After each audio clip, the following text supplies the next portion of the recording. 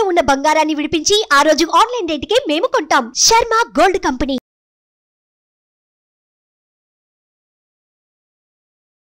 అఘోర సాంప్రదాయం అసలు ఎప్పటి నుంచి ఉంది?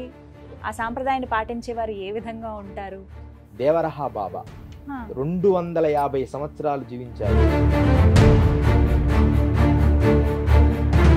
అఘోరాలకి వారి మరణం అనేది వాళ్ళ చేతుల్లోనే ఉంటుంది. 100% అఘోరాలకి కాదమ్మా, మనకు కూడా మన చేతుల్లోనే ఉంది.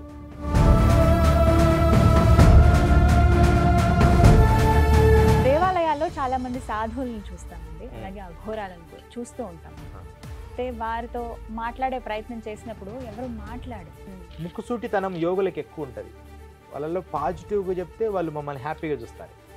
అదే నెగిటివ్గా చెప్తే నెగిటివ్ ఉండింది, ఖచ్చితంగా నెగిటివ్ చెప్పాలి. అప్పుడు పరిస్థితి ఏంటి?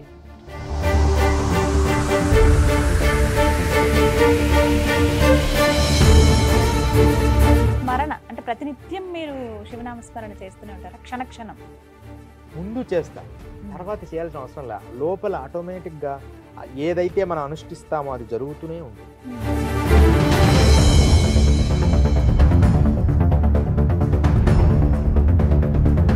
గురుగారు, ఈ మధ్య ఇది బాగా వైరల్ అవుతున్న వీడియో ఒకటి ఉంది. అదే సొంత మూత్రం తాగితే నిజంగా ఇంత ఏ విధంగా ఉండొచ్చు అని మీరు చెప్పారు. అది ఎంతవరకు నిజం? అది దాని శాస్త్రం అలా ఉంది. దానికి మన మధ్య సినిమా యాక్టర్ ఒక ఆయన కూడా చెప్పాడు దాని గురించి క్లియర్గా, నేను ఇదే తీసుకుంటున్నాను అని.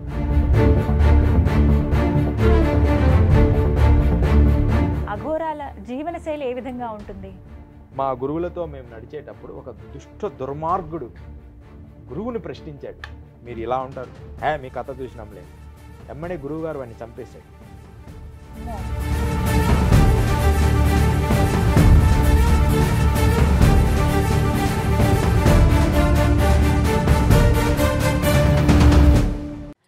నమస్కారం, వెల్కమ్ టు సుమన్ టీవీ.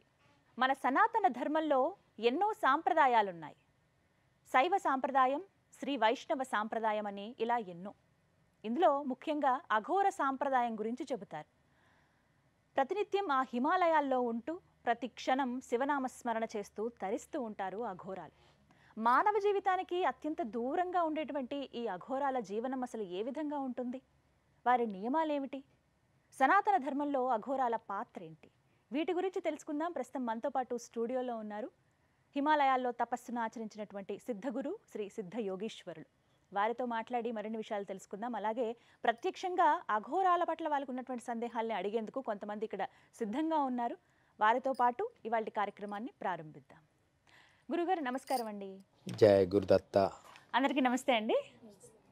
గురువుగారు, చాలా మంది మిమ్మల్ని సందేహాలు అడిగేందుకు, వాళ్ళకు ఉన్నటువంటి డౌట్స్ అన్ని క్లియర్ చేసుకునేందుకు ఇక్కడ సిద్ధంగా ఉన్నారు.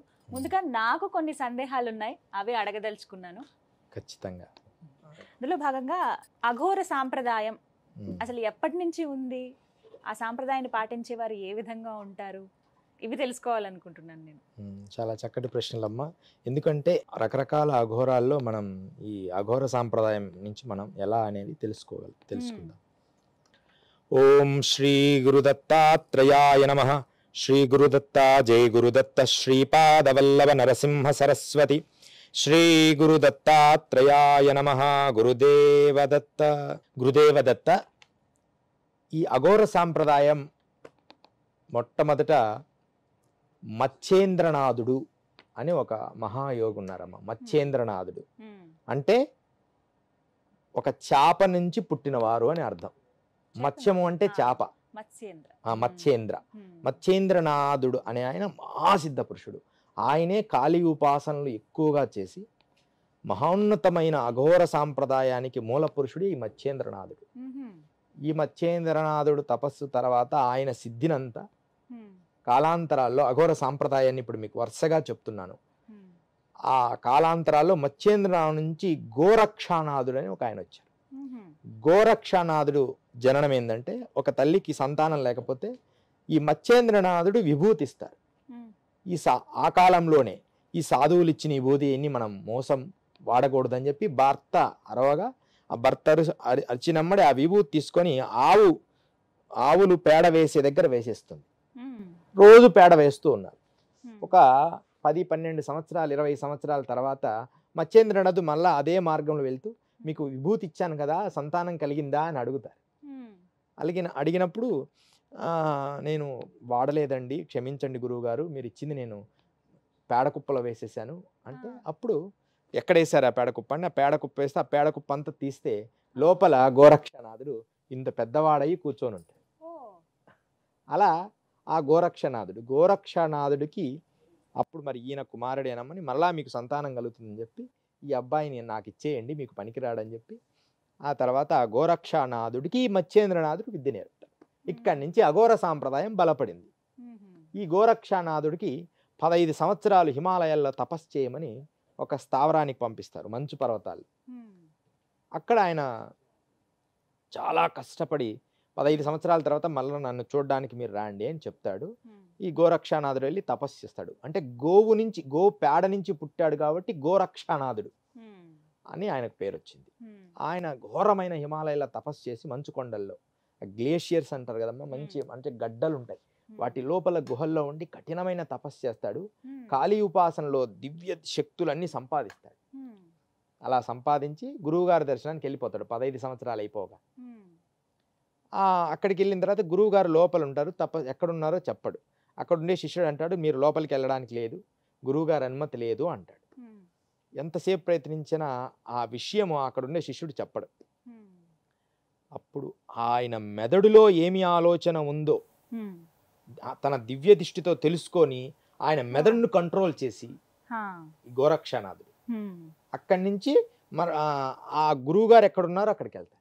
గురువుగారు చాలా కోపగించుకుంటారు, నీకు అహంకారం వచ్చింది, నువ్వు నా పర్మిషన్ లేదని చెప్పాడు కదా, నీకు అహంకారం ఎక్కువ అయిపోయింది, నువ్వు మరలా తపస్సుకి వెళ్ళిపో అని చెప్తారు. అన్ని సంవత్సరాలు నేను ఉండలేను గురువుగారు, మిమ్మల్ని వదిలి, నాకు అహంకారం, మిమ్మల్ని చూడాలని నేను తపనలో అహంకారంగా అలా ప్రవర్తించానంటే, సరే కొంచెం జాలిపడి నువ్వు ఒంటి కాలు మీద కూర్చొని తపస్సు చెయ్యి అంటాడు. అంటే ఒంటి కాలు అంటే ఒక కాలు ఇలా ఎడమ కాలు పెట్టి, కుడికాలు ఎడమ కాలు పెట్టి కుడికాలు దాని మీద ఇలా వేసి కూర్చుంటాం. అవును, ఒకే కాలు మీద ఆ మూలాధారం దగ్గర ఇది పెడతాం కాలు. అది అతి కష్టమైన యోగము. దాన్ని 7 సంవత్సరాలు చేస్తాడు గోరక్షనాథుడు. అఘోరాలందరూ అది సాధన చేస్తారు ఆ ఆసనాన్ని. అలా సాధన చేసి ఆ తర్వాత మత్స్యేంద్రనాథుడి దగ్గర పూర్తి విద్యను అభ్యసిస్తాడు ఈ గోరక్షనాథుడు. దాని తర్వాత జలంధరనాథుడు అని ఆయన మంచి సాధన చేశాడు. ఈ జలంధరనాథుడు తర్వాత గహన అని ఒక ఆయన వచ్చాడు. అక్కడి నుంచి కొంచెం గ్రంథస్థం చేశారు ఈ అఘోర సాంప్రదాయం. అంటే గ్రంథాలుగా తాళపత్రాలలో రచించారు. వీళ్ళు బాగా దాన్ని ఒక రూపాంతరం తీసుకొచ్చాడు గహన స్వామి. ఆ తర్వాత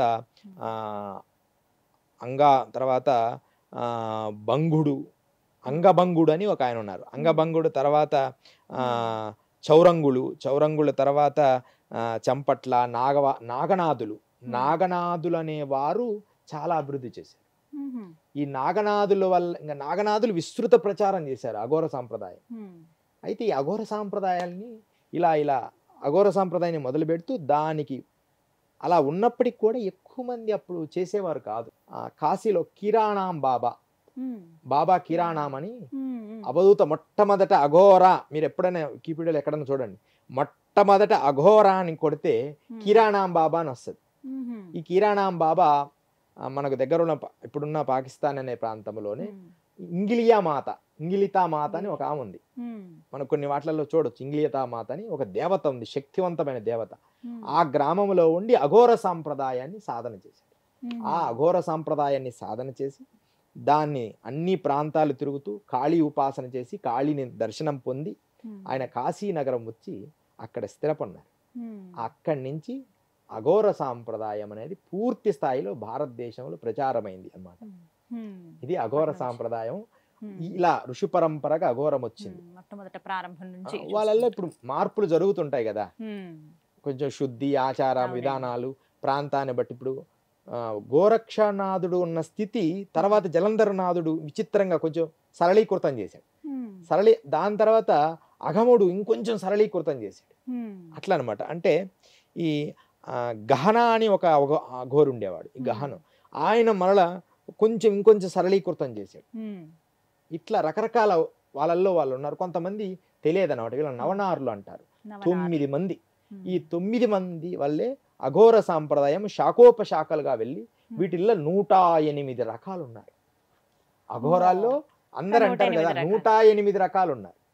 108 రకాల్లో ఎక్కువగా మనం చాలా ఇంతమంది లేరండి, రకరకాలుగా చేస్తున్నారు, వాళ్ళు ఇలా అండి వీళ్ళు ఎలా అండి. శాస్త్రీయంగా 108 రకాలుగా ఉన్నారు. పుష్పాండ, కరాళ, భైరవ, కాళిక ఇలాంటి భయంకరమైన పేర్లతో అఘోర సాంప్రదాయాన్ని అవలంబించారు. వాటిలలో ఆ 108 కూడా ఈ 4 ఉన్నారు. ఏదంటే 4 అఖాడాలు ఉన్నాయి. హవన్ అఖాడా, జూనా అఖాడా, ఇట్లా 4 అఖాడాలు ఏర్పరచుకొని ఇది మా గ్రూపు, ఇది మా గ్రూపు అని చెప్పి వాటిలో ఉన్నారు. అత్యంత విశిష్టమైన సాంప్రదాయం ఏది ఇందులో? అంతా ఒకటే, కొంచెం మార్పులు ఉంటాయి. నాగ సాంప్రదాయం, నాథ సాంప్రదాయం, నాగ సాధువులు అంటారు, నాగ సాధువులు అంటారు కదా. ఏది లేదు, కఠినత్వాన్ని అభ్యసించే విధానంలో తీక్షత అంటే తిక్ష పొంది దాని శ్రద్ధ జ్ఞానము పొంది ఎవడైతే చేస్తాడో వాడు అఘోరే. ఘోరము కాని, దాని అర్థం ఏంటంటే ఘోరము కానిది అఘోరము. అఘోరము మీనింగ్స్ ఘోరము కానిది అంటే దాన్ని అది చెడు కానిది, అది అఘోరము అంటే. కానీ చాలా మంది భయపడతారండి అఘోర అనగానే, నెగటివ్ ఒపీనియన్ మనం చూస్తాం. మీరు గమనించారా అది? అవును, గమనించాను. అందుకనే మా గురువులు కూడా సంఘములోకి వెళ్ళేటప్పుడు సంఘానికి తగినట్టుగా ఉంటారు. వస్త్రాలు తీసేటప్పుడు వస్త్రాలు తీసేయడానికి సిద్ధంగా ఉంటాం. సిగ్గు బిడియ సంఘానికి ఉన్నప్పుడు సంఘ పరిధికి దగ్గరగా ఒకే వస్త్రము, నల్ల వస్త్రమో తెల్ల వస్త్రమో ఏదైనా, అసలు ఏదో ఒక చిన్న కౌపీనం పెట్టుకొని సంచరిస్తుంటారు అఘోరాలు. గురుగారు, ఎన్నో ప్రశ్నలు అడిగేందుకు వీరంతా సిద్ధంగా ఉన్నారు. ముందుగా మాట్లాడండి. మీ పేరు? గురుగారు, నా పేరు వెంకటరెడ్డి. నాకు అఘోరాల విషయంలో కొన్ని సందేహాలు ఉన్నాయి. ఖచ్చితంగా. గురుగారు, అఘోరాలు కొన్ని వందల సంవత్సరాలు బతుకుతారు అని చెప్తా ఉంటారు. మరి మీరు ఎక్కడ నివసిస్తుంటారు? ఆ 100 సంవత్సరాలు బతికే విషయంలో రహస్యం ఏంటి? మీరు తినే అటువంటి ఆహారం ఏమిటి? చాలా అద్భుతమైన ప్రశ్న. ఇది మంచి విషయమే. ఎక్కువ సైన్స్కి చెప్తే గాని పిల్లలు నమ్మరు. అఘోరాల గురించి ప్రూఫ్స్ ఏంటని 17వ శతాబ్దంలో యూరోప్లో ఒక సంఘటన జరిగింది. ఇప్పుడు అఘోరాలను అక్కడి నుంచి తీయాల్సిన పని లేదు. యూరోప్లో 17వ శతాబ్దంలో ఎన్ని ఎట్లా తెలుస్తాయి అంటే, మనకు బుక్స్ వస్తాయి చాలా, అంటే ప్రతి సంవత్సరానికి సంబంధించింది మొత్తం ప్రపంచ దేశాల్లో ఏమేమి జరిగినాయని కొన్ని బుక్స్ ఉంటాయి, మనకు తెలుసు కదా. వాటిల్లో మనం అన్ని చదువుతున్నప్పుడు అప్పుడప్పుడు మనకు తెలుస్తుంది. 17వ శతాబ్దంలో యూరోప్లో విపరీతమైన దొంగతనాలు జరిగాయి. గురువుగారు ఇక్కడ అడిగితే ఎక్కడ యూరోప్ దొంగతనాలు జరుగుతున్నాయి. ఏం దొంగతనం తెలుసా అమ్మ? బంగారం, వజ్రాలు, వైడూర్యాలు కాదు, ఏ బ్యాంకులు కూడా కాదు, ఏ వస్తువులు కాదు, పూడ్చిపెట్టిన మనిషి శవాలు.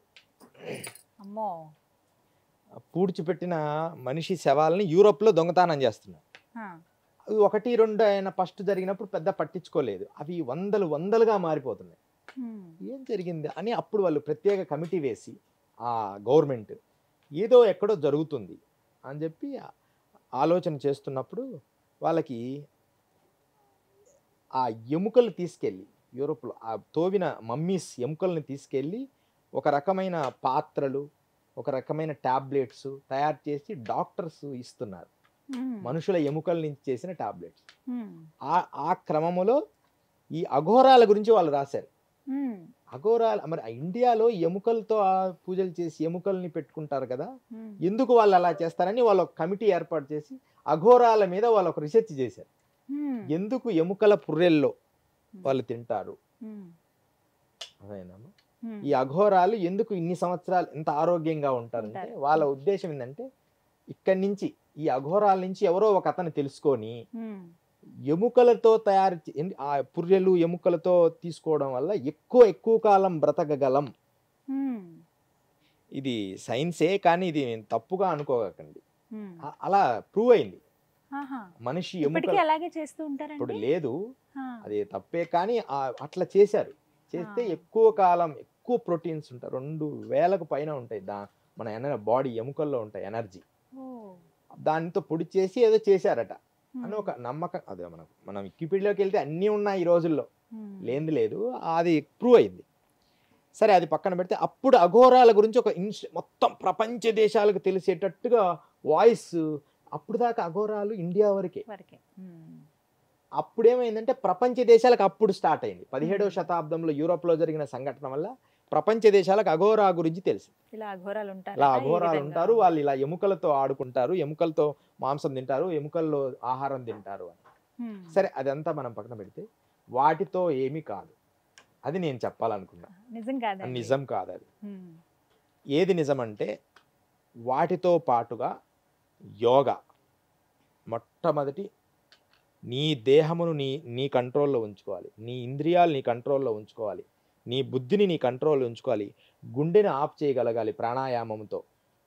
గుండె బీడింగ్ మన సెల్స్ని మనం యోగ సాధన చేసినప్పుడు కపాలభాతి మీరు చేయండి, బాగా చేసినప్పుడు ఒక్కసారి సెల్స్ అంతా అలా ఆగిపోయినట్టుగా ఉంటుంది, గాలిలో తేలిపోయినట్టుగా ఉంటుంది రియల్గా ప్రాక్టీస్ చేస్తే. ఇలా మనిషి తనను తాను ఒక పీస్ ఆఫ్ మైండ్ ఎప్పుడు చేసుకోగలుగుతామో అది చాలా ఉపకరిస్తుంది. కానీ మనం పీస్ ఆఫ్ మైండ్ చేసుకోవాలనుకుంటాం కానీ ఓన్లీ ఫిజికల్ ఎనర్జీ కోసం పీస్ ఆఫ్ మైండ్ చేసుకుంటాం కానీ మెంటల్ ఎనర్జీ కోసం పీస్ ఆఫ్ మైండ్ చేయం. బాగా గుర్తించండి. ఫిజికల్ ఎనర్జీ కోసం చేస్తాం, మేము అందంగా ఉండాలి, మేము యాక్టివ్గా ఉండాలంటే ఉదయం మేము ఎక్సర్సైజ్ చేయాలి. కానీ మెంటల్ ఎనర్జీ కోసం చేసేవాళ్ళు యోగులు. అది ఎంత జీరో లెవెల్లో చేసుకుంటారు.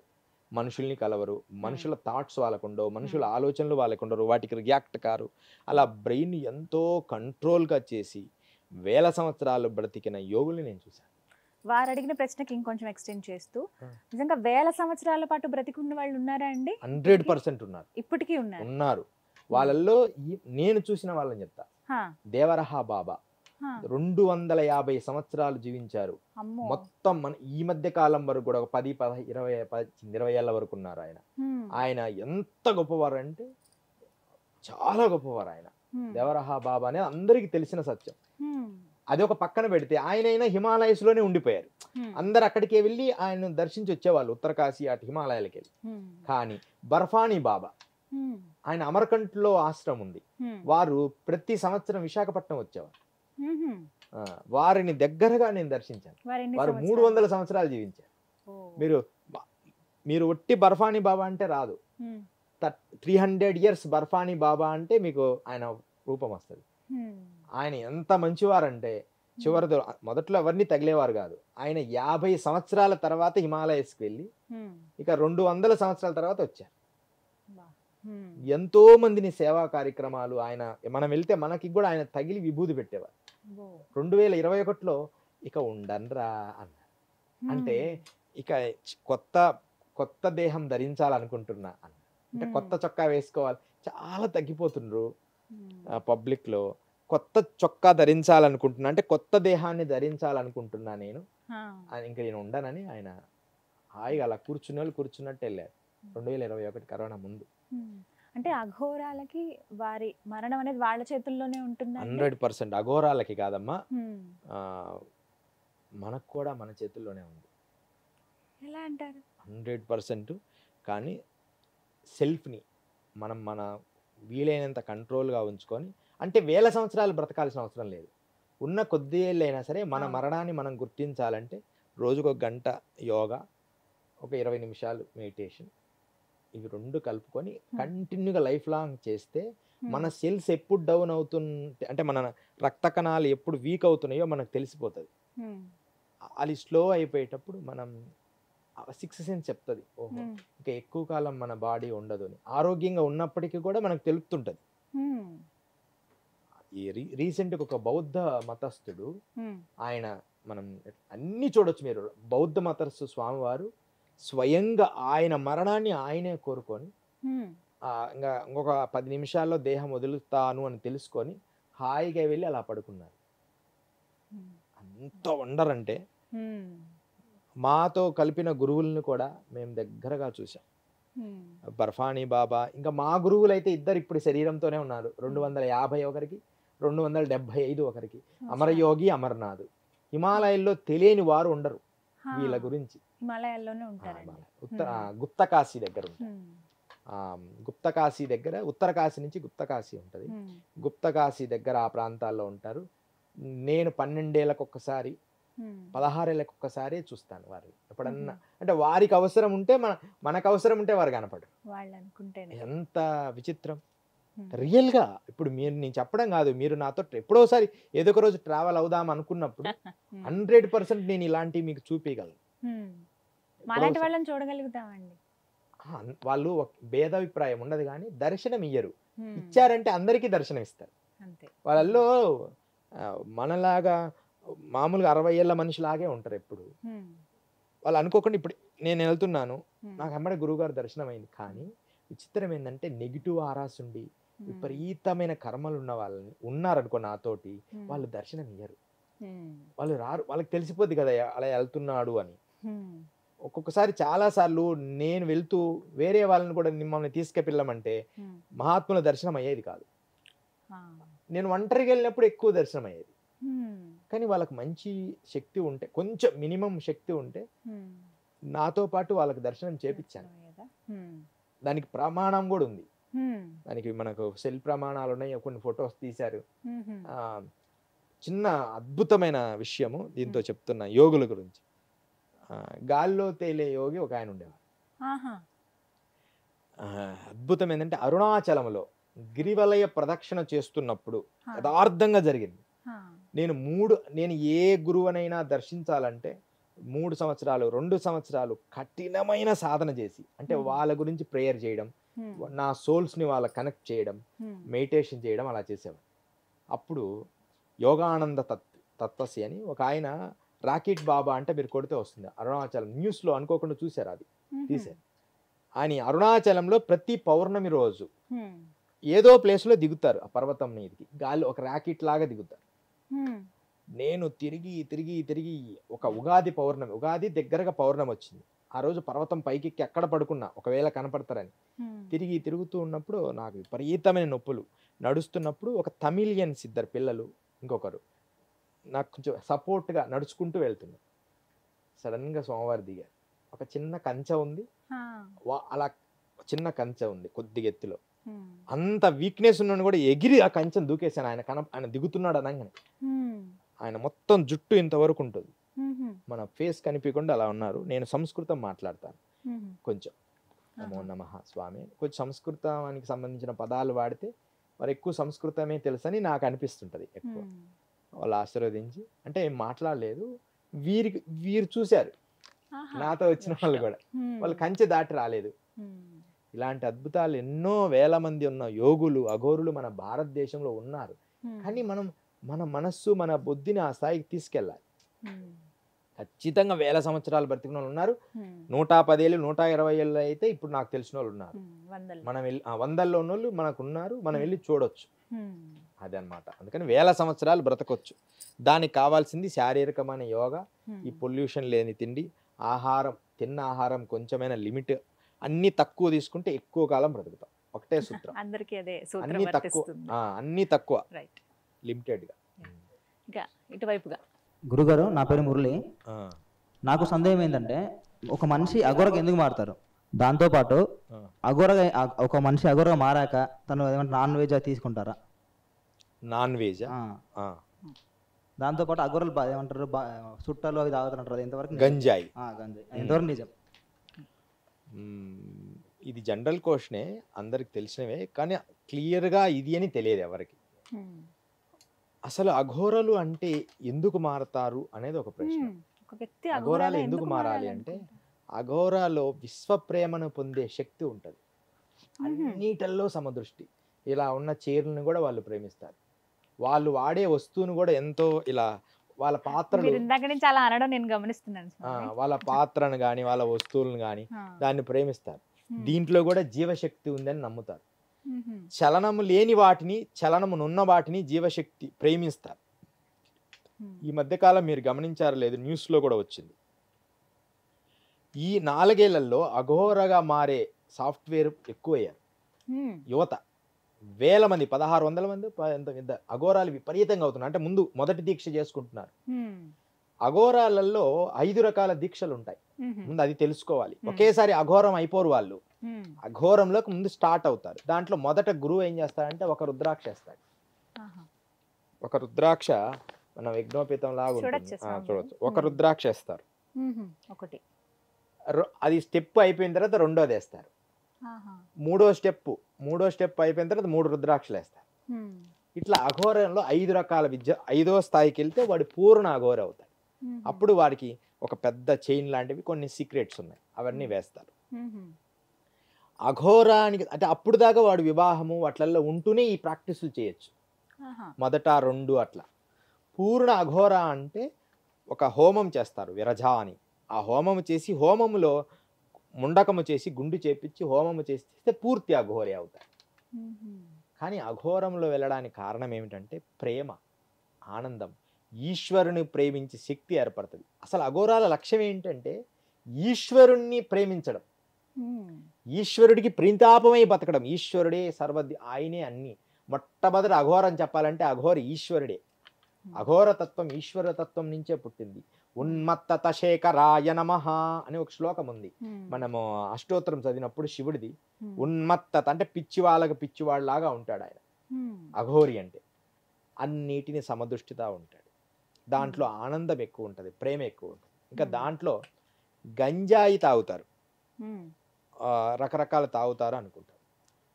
తాగాలని రూల్ ఏం లేదు అఘోర సాంప్రదాయంలో. అయితే గంజాయిలో ఈ గంజాయి మొక్క ఎలా పుట్టింది, దీని పుట్టుక గురించి మనం తెలుసుకోవాలి. శాస్త్ర ప్రకారం మొత్తం 5 రకాల నుంచి 6 రకాల మొక్కలు అమృత భాండము నుంచి పుట్టాయి.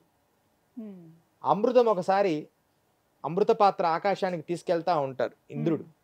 దాంట్లో కొన్ని కదలికలు ఏర్పడి కొన్ని బిందువులు భూమి మీద పడతాయి. అలా భూమి మీద పడినప్పుడు రావి చెట్టు, మర్రి చెట్టు, జీవి చెట్టు, మేడి చెట్టు, మోదుగా ఈ గంజాయి మొక్కలు పుట్టాయి ఆ అమృతం పడిన స్థలాల్లో అని శాస్త్రం చెబుతుంది. దాంట్లో ఈ అమృతము ఎక్కువగా పడింది, కానీ ఏదైతే పడకూడదో అక్కడ పడడం వల్ల అది గంజాయిగా వచ్చింది. దాన్ని శుద్ధి చేసి తీసుకోవాలి. గంజాయి అంటే ఇప్పుడు గంజాయికి బానిసలు అయిపోతున్నారు కదా, అలా గంజాయి అఘోరాలు తాగరు. రోజుకు 2-3 సార్లు అలా ఒక పద్ధతి దాన్ని నీళ్ళతో కడిగి శుద్ధి చేసి దాన్ని పిండి ఒక విధానంగా తీసుకుంటారు. అలా అఘోరంలో గంజాయి తీసుకుంటారు. ఇక మాంసభక్షణ గురించి అడిగారు. అసలు బతికున్న దాన్ని వాళ్ళు చంపరు అని మీరు ముందు నిర్ణయం తీసుకోవాలి. చనిపోయిన దాన్నే వాళ్ళు స్వీకరిస్తారు, ఎందుకంటే అది బ్రహ్మ పదార్థమైంది. బ్రతికున్నప్పుడు ప్రాణం, మరణించిన తర్వాత బ్రహ్మ పదార్థం. ఈ 2 కథల గురించి మీకు చెప్పాలి. నన్ను గంజాయి తాగమని ఎంతో మంది అఘోరాలు నన్ను అరిచారు, నువ్వు మాలో మిమ్మల్ని మేము కలుపుకోం, నువ్వు గంజాయి తాగవు అని. అంటే చిన్నవాడిని అప్పుడు, నేను తాగితే భయం ఏంటంటే అందరూ నన్ను భయపెట్టారు. ముందు గంజాయి తాగనే కళ్ళు తిరిగిపోతాయి, గంజాయి తాగనే పడిపోతాం అని బాగా భయపెట్టేటప్పుడు నేను తాగనండి అని. పాపం ఒక నాగసాధువు అయితే నన్ను నెట్టారు. అంటే కొట్టడం అంటే ఎడమకాలతో ఊరికట్ట ఇక్కడ నెట్టారు.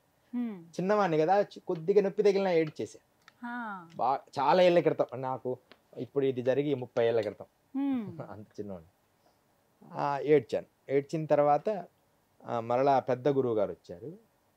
అయితే మొండితనం ఉండేది, విద్య నేర్చుకోవాలి వీళ్ళల్లో, నేను కూడా ఒక సాధకుణ్ణి అనిపించుకోవాలనే తపన ఎక్కువ. పెద్ద గురువు గారు వచ్చి కూర్చోగానే అందరు ఆదేశ అన్నారు. నేను కూడా ఆదేశ గురువారు అని. ఆదేశ అంటే ఒక చరణం, నమస్కరించడం ఆదేశ ఆదేశ అని చెప్పి నమస్కరించిన తర్వాత ఆ మంట వేసి చిలుములు కాలుస్తుంటారు. దాంట్లో మట్టి చిలుము, అది కాల్చిన తర్వాత కాలిస్తే నీట్గా ఉంటుంది ఆ హోల్. అది కాల్చుతున్నప్పుడు ఆ చివటం ఉంటుంది, ఇలా పట్టుకునేది అఘోరాల దగ్గర, ఇట్లా పట్టుకొని చివటం తీయాలి. మా దగ్గర కూడా ఉంటుంది, అంటే ఇప్పుల మీద ఉంటే దాన్ని తీయాలని. ఆ చిలుము తీసే ఆ చివటానికి జారిపోతుంది, అది ఇంత ఉంది అది మట్టిది. ఎంతసేపు ప్రయత్నించారు, ఒక 5 సార్లు. ఎమ్మడే నేను చేయబెట్టిన మంటల్లో ఇలా తీసి పక్కన పెట్టి దూప్ దూప్ దూప్ అంటే పాగలే దూప్ దూప్ అంటే నువ్వు పిచ్చడం ఎలా పెట్టుతున్నావు అని అన్నారు. గురువుగారు మీ ఆనందం కోసం నా ప్రాణమైన ఇస్తా అన్న. అంటే ఇప్పుడు అది గ్రేట్ అని కాదు, అంత లవ్ అనమాట వాళ్ళంటే. దానికి ఆ పెద్ద గురువు గారు ఎంత సంతోషపడినారో. మరే వాడి గంజాయి తాగకపోయినా పర్వాలేదు, ఒక్కసారి అందరు ఇలా చూడండి అని చెప్పి అందరికి చెప్పి వీడు మన సాధనలో చేసుకునే ఒక సాధకుడే అని చెప్పి తీర్మానం చేశారు. అప్పటి నుంచి నన్ను అందరూ గుర్తుపడతారు. అఘోరాలంటే ఖచ్చితంగా తీసుకుంటారు గాంజాయి అనే ఒక మాట అయితే తీసుకుంటారు, తీసుకుంటారు, 100% తీసుకుంటారు, కానీ బానిస కాదు. లేకపోతే లేదు. ఆ మత్తులో ఇప్పుడు ఒక మంచి మత్తు తీసుకొని ఆ మత్తులో ధ్యానం చేస్తే, కానీ ఇదే బుద్ధి దుర్మార్గుడికి కలిగిందనుకో, ఈ చైర్ మీద కూర్చొని ఇంకోటి ఏదో చేస్తే మందు తాగితే బాగుంటుంది అనుకుంటాడు. అంటే వాడు వస్తుని ప్రాపర్టీని వాడికి అనుకూలంగా మార్చుకుంటాడు. కానీ యోగులు అది ఆత్మ సాధనకు వాడతారు. మత్తు తీసుకుంటారు కానీ ఈశ్వరుని ధ్యానిస్తారు. ఇలా అఘోర సాంప్రదాయాల్లో తప్పు కాదంటారు. అంతే కదా, ఈశ్వర ప్రణితాపమై బతుకుతారు కదా. నేను తప్పు ఒప్పుల గురించి చెప్పడం లేదు. ఏదైనా ఈశ్వర ప్రణితాపమై బ్రతకడము యోగము. అది పూర్తిగా దేనికి బానిస కాకూడదు, ఈశ్వరుడికి తప్ప.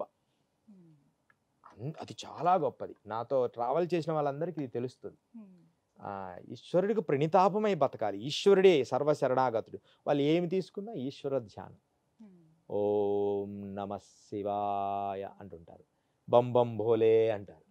మరి మనస్సంతా చూడు అది బాగుంది. ఇప్పుడు చూడు మనం కొంచెం ఇప్పుడు యువతగానే కొంచెం అందం కనపడంగానే అది బాగుంది కదా అంటారు. అంటే జనరల్గా అయినా అంటారు.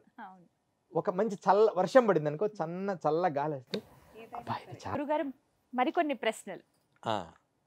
నమస్కారం గురుగారు, నా పేరు మల్లేశ్వరరావు అండి. అద్భుతం. నాకు ఒక ప్రశ్న ఉందండి. నేను విన్నాను ఒక సమయంలో గంగా నది నిశ్చలంగా ఉంటుంది. ఆ టైంలో అఘోరాలందరూ కలిసి కపాలం చితితో పూజ చేసిన తర్వాత అప్పటి వరకు నిశ్చలంగా ఉన్న గంగా నది ప్రవహిస్తుంది అని విన్నాను. మీరు కూడా ఆ పూజ ఏమైనా చేశారా? చాలా చక్కటి ప్రశ్న అది. అయితే సంవత్సరానికి ఒకసారి కొన్ని పూజలు జరుగుతాయి, గంగా పూజలు. అఘోరాలు చేస్తుంటారు. నేను ప్రత్యక్షంగా చూశాను కొన్ని పూజల గురించి అలాంటి వాటిని. కానీ అలా కాకపోయినప్పటికీ మాకు ఒక నియమం ఉంటుంది. అంటే ఈ సాంప్రదాయంలో నేను కొన్ని విద్యలను పూర్తి చేశాను. వాటిని తారా ఒకటి, కాళీ ఉపాసన ఒకటి, శాస్త్రీయంగా చాలా నిష్టగా అలా పూజలు చేశాను. ఆ పూజలు చేసిన స్టోరీ చెప్తే మీకు ఇది అర్థమవుతుంది. ఒకానొకసారి నేను ఈ కాళీ ఉపాసన చేయడానికి అఘోర దగ్గర శిక్షణ పొందుతున్నాం. ఒక శ్మశానంలో ఉండి మాకు గురువు గారు కాళీ మంత్ర సాధన నేర్పుతూ ఒక పుర్రె ఆయన దగ్గరే ఇప్పటికి కూడా ఉన్నారు వారు. ఆయన దగ్గరే ఒక పుర్రె ఉంటుంది, దాంట్లోనే ఆహారం తినాలి, దానికి మా రక్త తర్పణం చేయాలని కొంచెం ఇచ్చాలి. దాని తర్వాత అలా చేస్తూ ఆ పూజ అంతా అయిపోయిన తర్వాత మనం ఈరోజు గంగమ్మను మాట్లాడదాం వెళ్ళి అని అన్నారు. తీసుకెళ్ళారు గంగ ఒడ్డుకి. కాశీలో ఒక భాగములు అనమాట. గంగ ఒడ్డుకి వెళ్ళి అలా గంగ దగ్గరికి అడుగు పెట్టగానే గంగ అలా నిశ్చలంగా ఆగిపోయింది. రాత్రి 11:30-12 ఆ అమ్మ అడుగుతుంది అని చెప్పగానే పసుపు కుంకుమ అవన్నీ ఉంటాయి కదా, మేము చేసినవన్నీ తర్పణాలు ఉంటాయి. అంటే అవన్నీ ఎర్ర తర్పణాలే, రక్తంతో కొన్ని తడిపినాయి. అలా అలా అలా అని నమస్కారం చేసుకొని గంగకు అర్పణ చేస్తారు. ఆహారమైనా భోజనమైనా పదార్థమైనా ముందు గంగా నదిలో కలిపినాకే భోజనం చేయడం అనేది అఘోరులకు ఆనవాయితీ. గంగ కన్నా అర్పణం చేయాలి, అగ్ని కన్నా అర్పణం చేయాలి, జీవరాశి కన్నా అర్పణం చేయాలి. ఏదో ఒక దానికి పెట్టకుండా తినరు. ఎక్కడున్నా హిమాలయాల్లో ఉంటే నిప్పులో వేస్తారు. నిప్పు మంట, చితిమంట ఉంటుంది. మేము గుహల్లో చిన్న చిన్న మంటలు వేసుకుంటాం. ఆ మంటల్లో కొంచెం వండినమ్మడే కొంత ఆహారం తీసి అంతవరకు ఎందుకు, మన పూర్వీకులు మన ఇళ్లలో వండంగానే కొంచెం తీసి ఆ నిప్పుల మీద వేస్తారు. అలా సాంప్రదాయం ఉంది. అలా పంచభూతాలలో ఏదో ఒక దానికి ఇచ్చి స్వీకరిస్తారు. అప్పుడు అలాంటి శక్తిని నేను గమనించాను ఆయన. అది దాని మీద ప్రత్యేకమైన విధానం నాకు తెలియదు, కానీ నాకైతే ఆయన అలా చూపించారు ఒక్కసారి. ఎందుకు గురువుగారు, అమ్మ మన కోసం ఆగి ఉంది నాయన అన్న నిశ్చలంగా. కానీ ఇది కుంభమేళా టైంలో అయితే ప్రత్యేకంగా మనం చూడొచ్చు కొన్ని సందర్భాల్లో. మరొక ప్రశ్న గురుగారు అడగండి. నమస్కారం గురుగారు, నా పేరు యామిని. అంటే నాకు ఒక చిన్న సందేహం లాంటిది.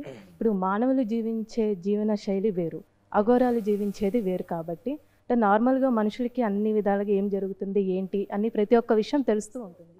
కానీ అఘోరాలు ఎక్కడో హిమాలయాల్లో ఉంటారు. కానీ కాశీలో కుంభమేళ టైంలో అందరూ వస్తూ ఉంటారు, ఉమ్, ముందుగా వాళ్ళే స్నానం చేస్తూ ఉంటారు కదండి. ఉమ్. ఈ విషయం ఏ విధంగా తెలుస్తుంది వాళ్ళకి కాశీలో ఇలా కుంభమేళ జరుగుతుంది అని? అఘోరాల విషయం కానీ యోగుల విషయం, అసలు అఘోరాలు కూడా ఇక్కడ కాదు. భారతదేశంలో చెప్పాను కదా 108 రకాల యోగ సాంప్రదాయాలు ఉన్నాయి అఘోరాలతో కలిపి.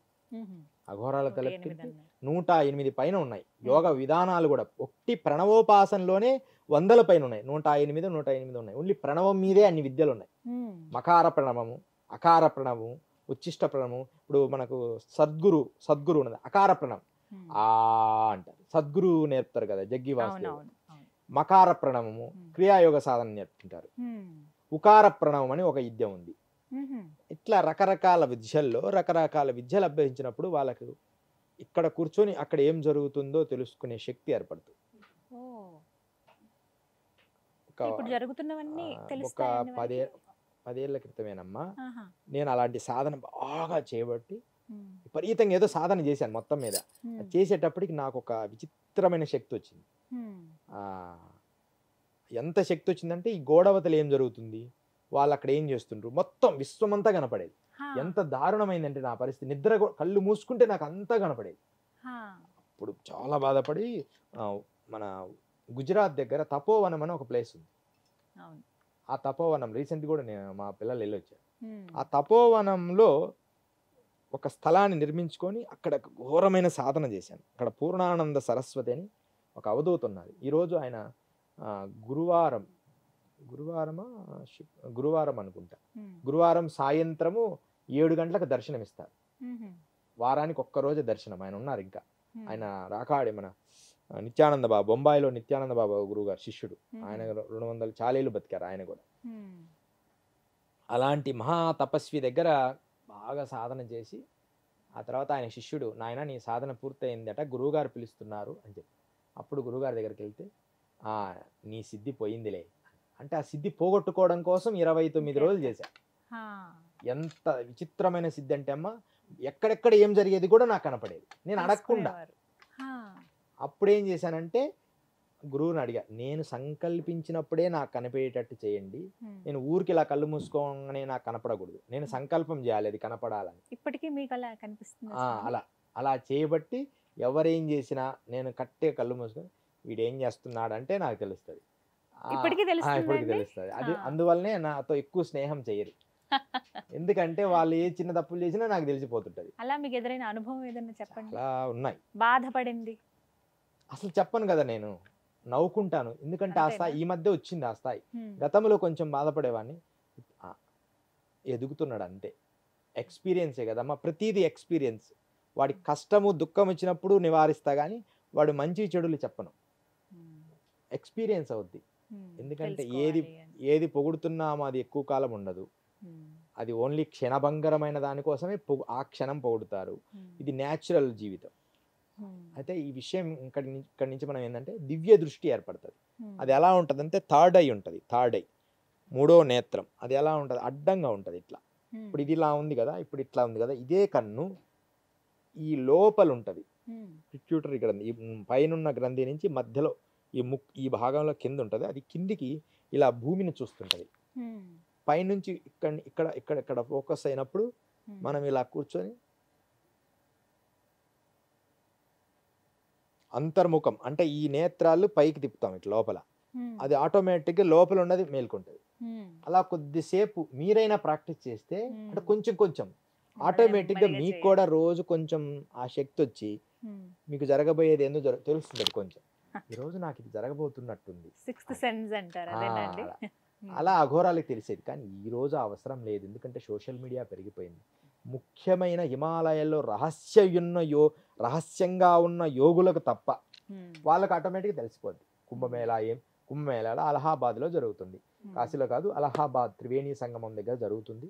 దానికి ఉన్న మా గురు సాంప్రదాయాలు మొత్తం వస్తారు. ఇక ఎక్కడ అసలు చెయ్యాల్సిందే మాలాయపక్ష అమావాస్య 1వ తారీఖున కూడా ఉన్నట్టుంది కదండి. ఇక్కడ మనదేది నర్మదా కుంభమే, నర్మదా పుష్కరాలు, అవి పుష్కరాలు అవుతుంది. అక్కడే మా గురు సాంప్రదాయమైన చమన ఋషి ఆశ్రమం కూడా ఉంది. ఇలా దివ్య దృష్టి అనేది ఏర్పడుతుంది కాబట్టి ఆ దివ్య దృష్టితో చూసుకొని వాళ్ళు వస్తారు. వాళ్ళు అందరూ మన వస్త్రాలు కట్టుకొని వస్తారు, కొంతమంది వస్త్రాలు లేకుండా వస్తారు, సడన్గా అంటే వస్త్రాలు కట్టుకొని వస్తారు. కానీ వాయుగమన సిద్ధి అని ఒక ఏర్పడుతుందమ్మా.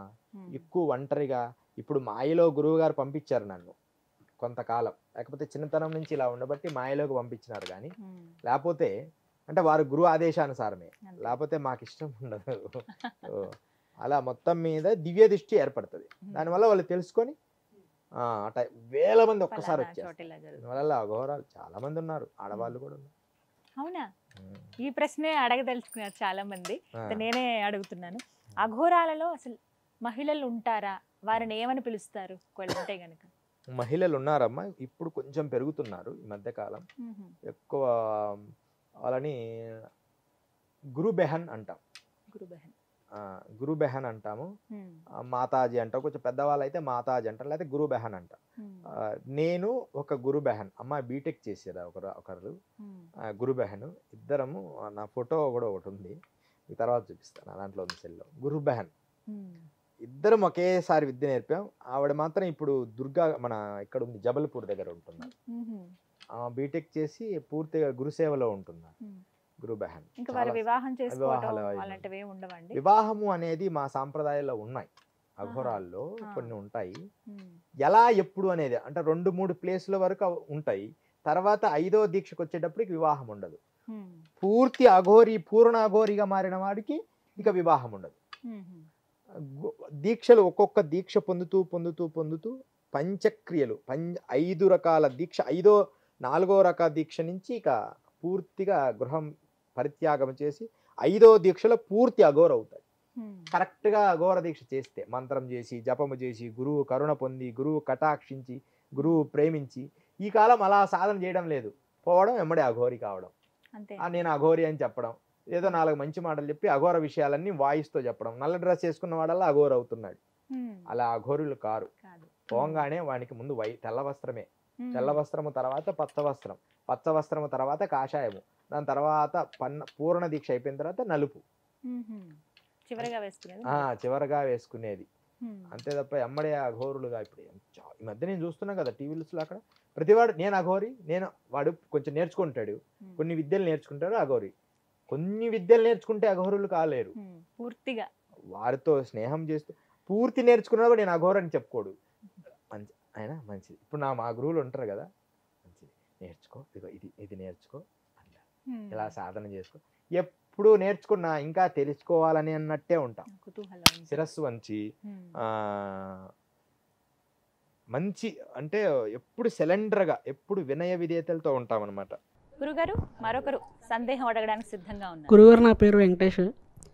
ఇప్పుడు ఒక అఘోరిగా మారినప్పుడు సంసార జీవనాన్ని సాగిస్తారా? అయితే అఘోర సాంప్రదాయములో అఘోరీగా మారిన తర్వాత వివాహాలు లేవు.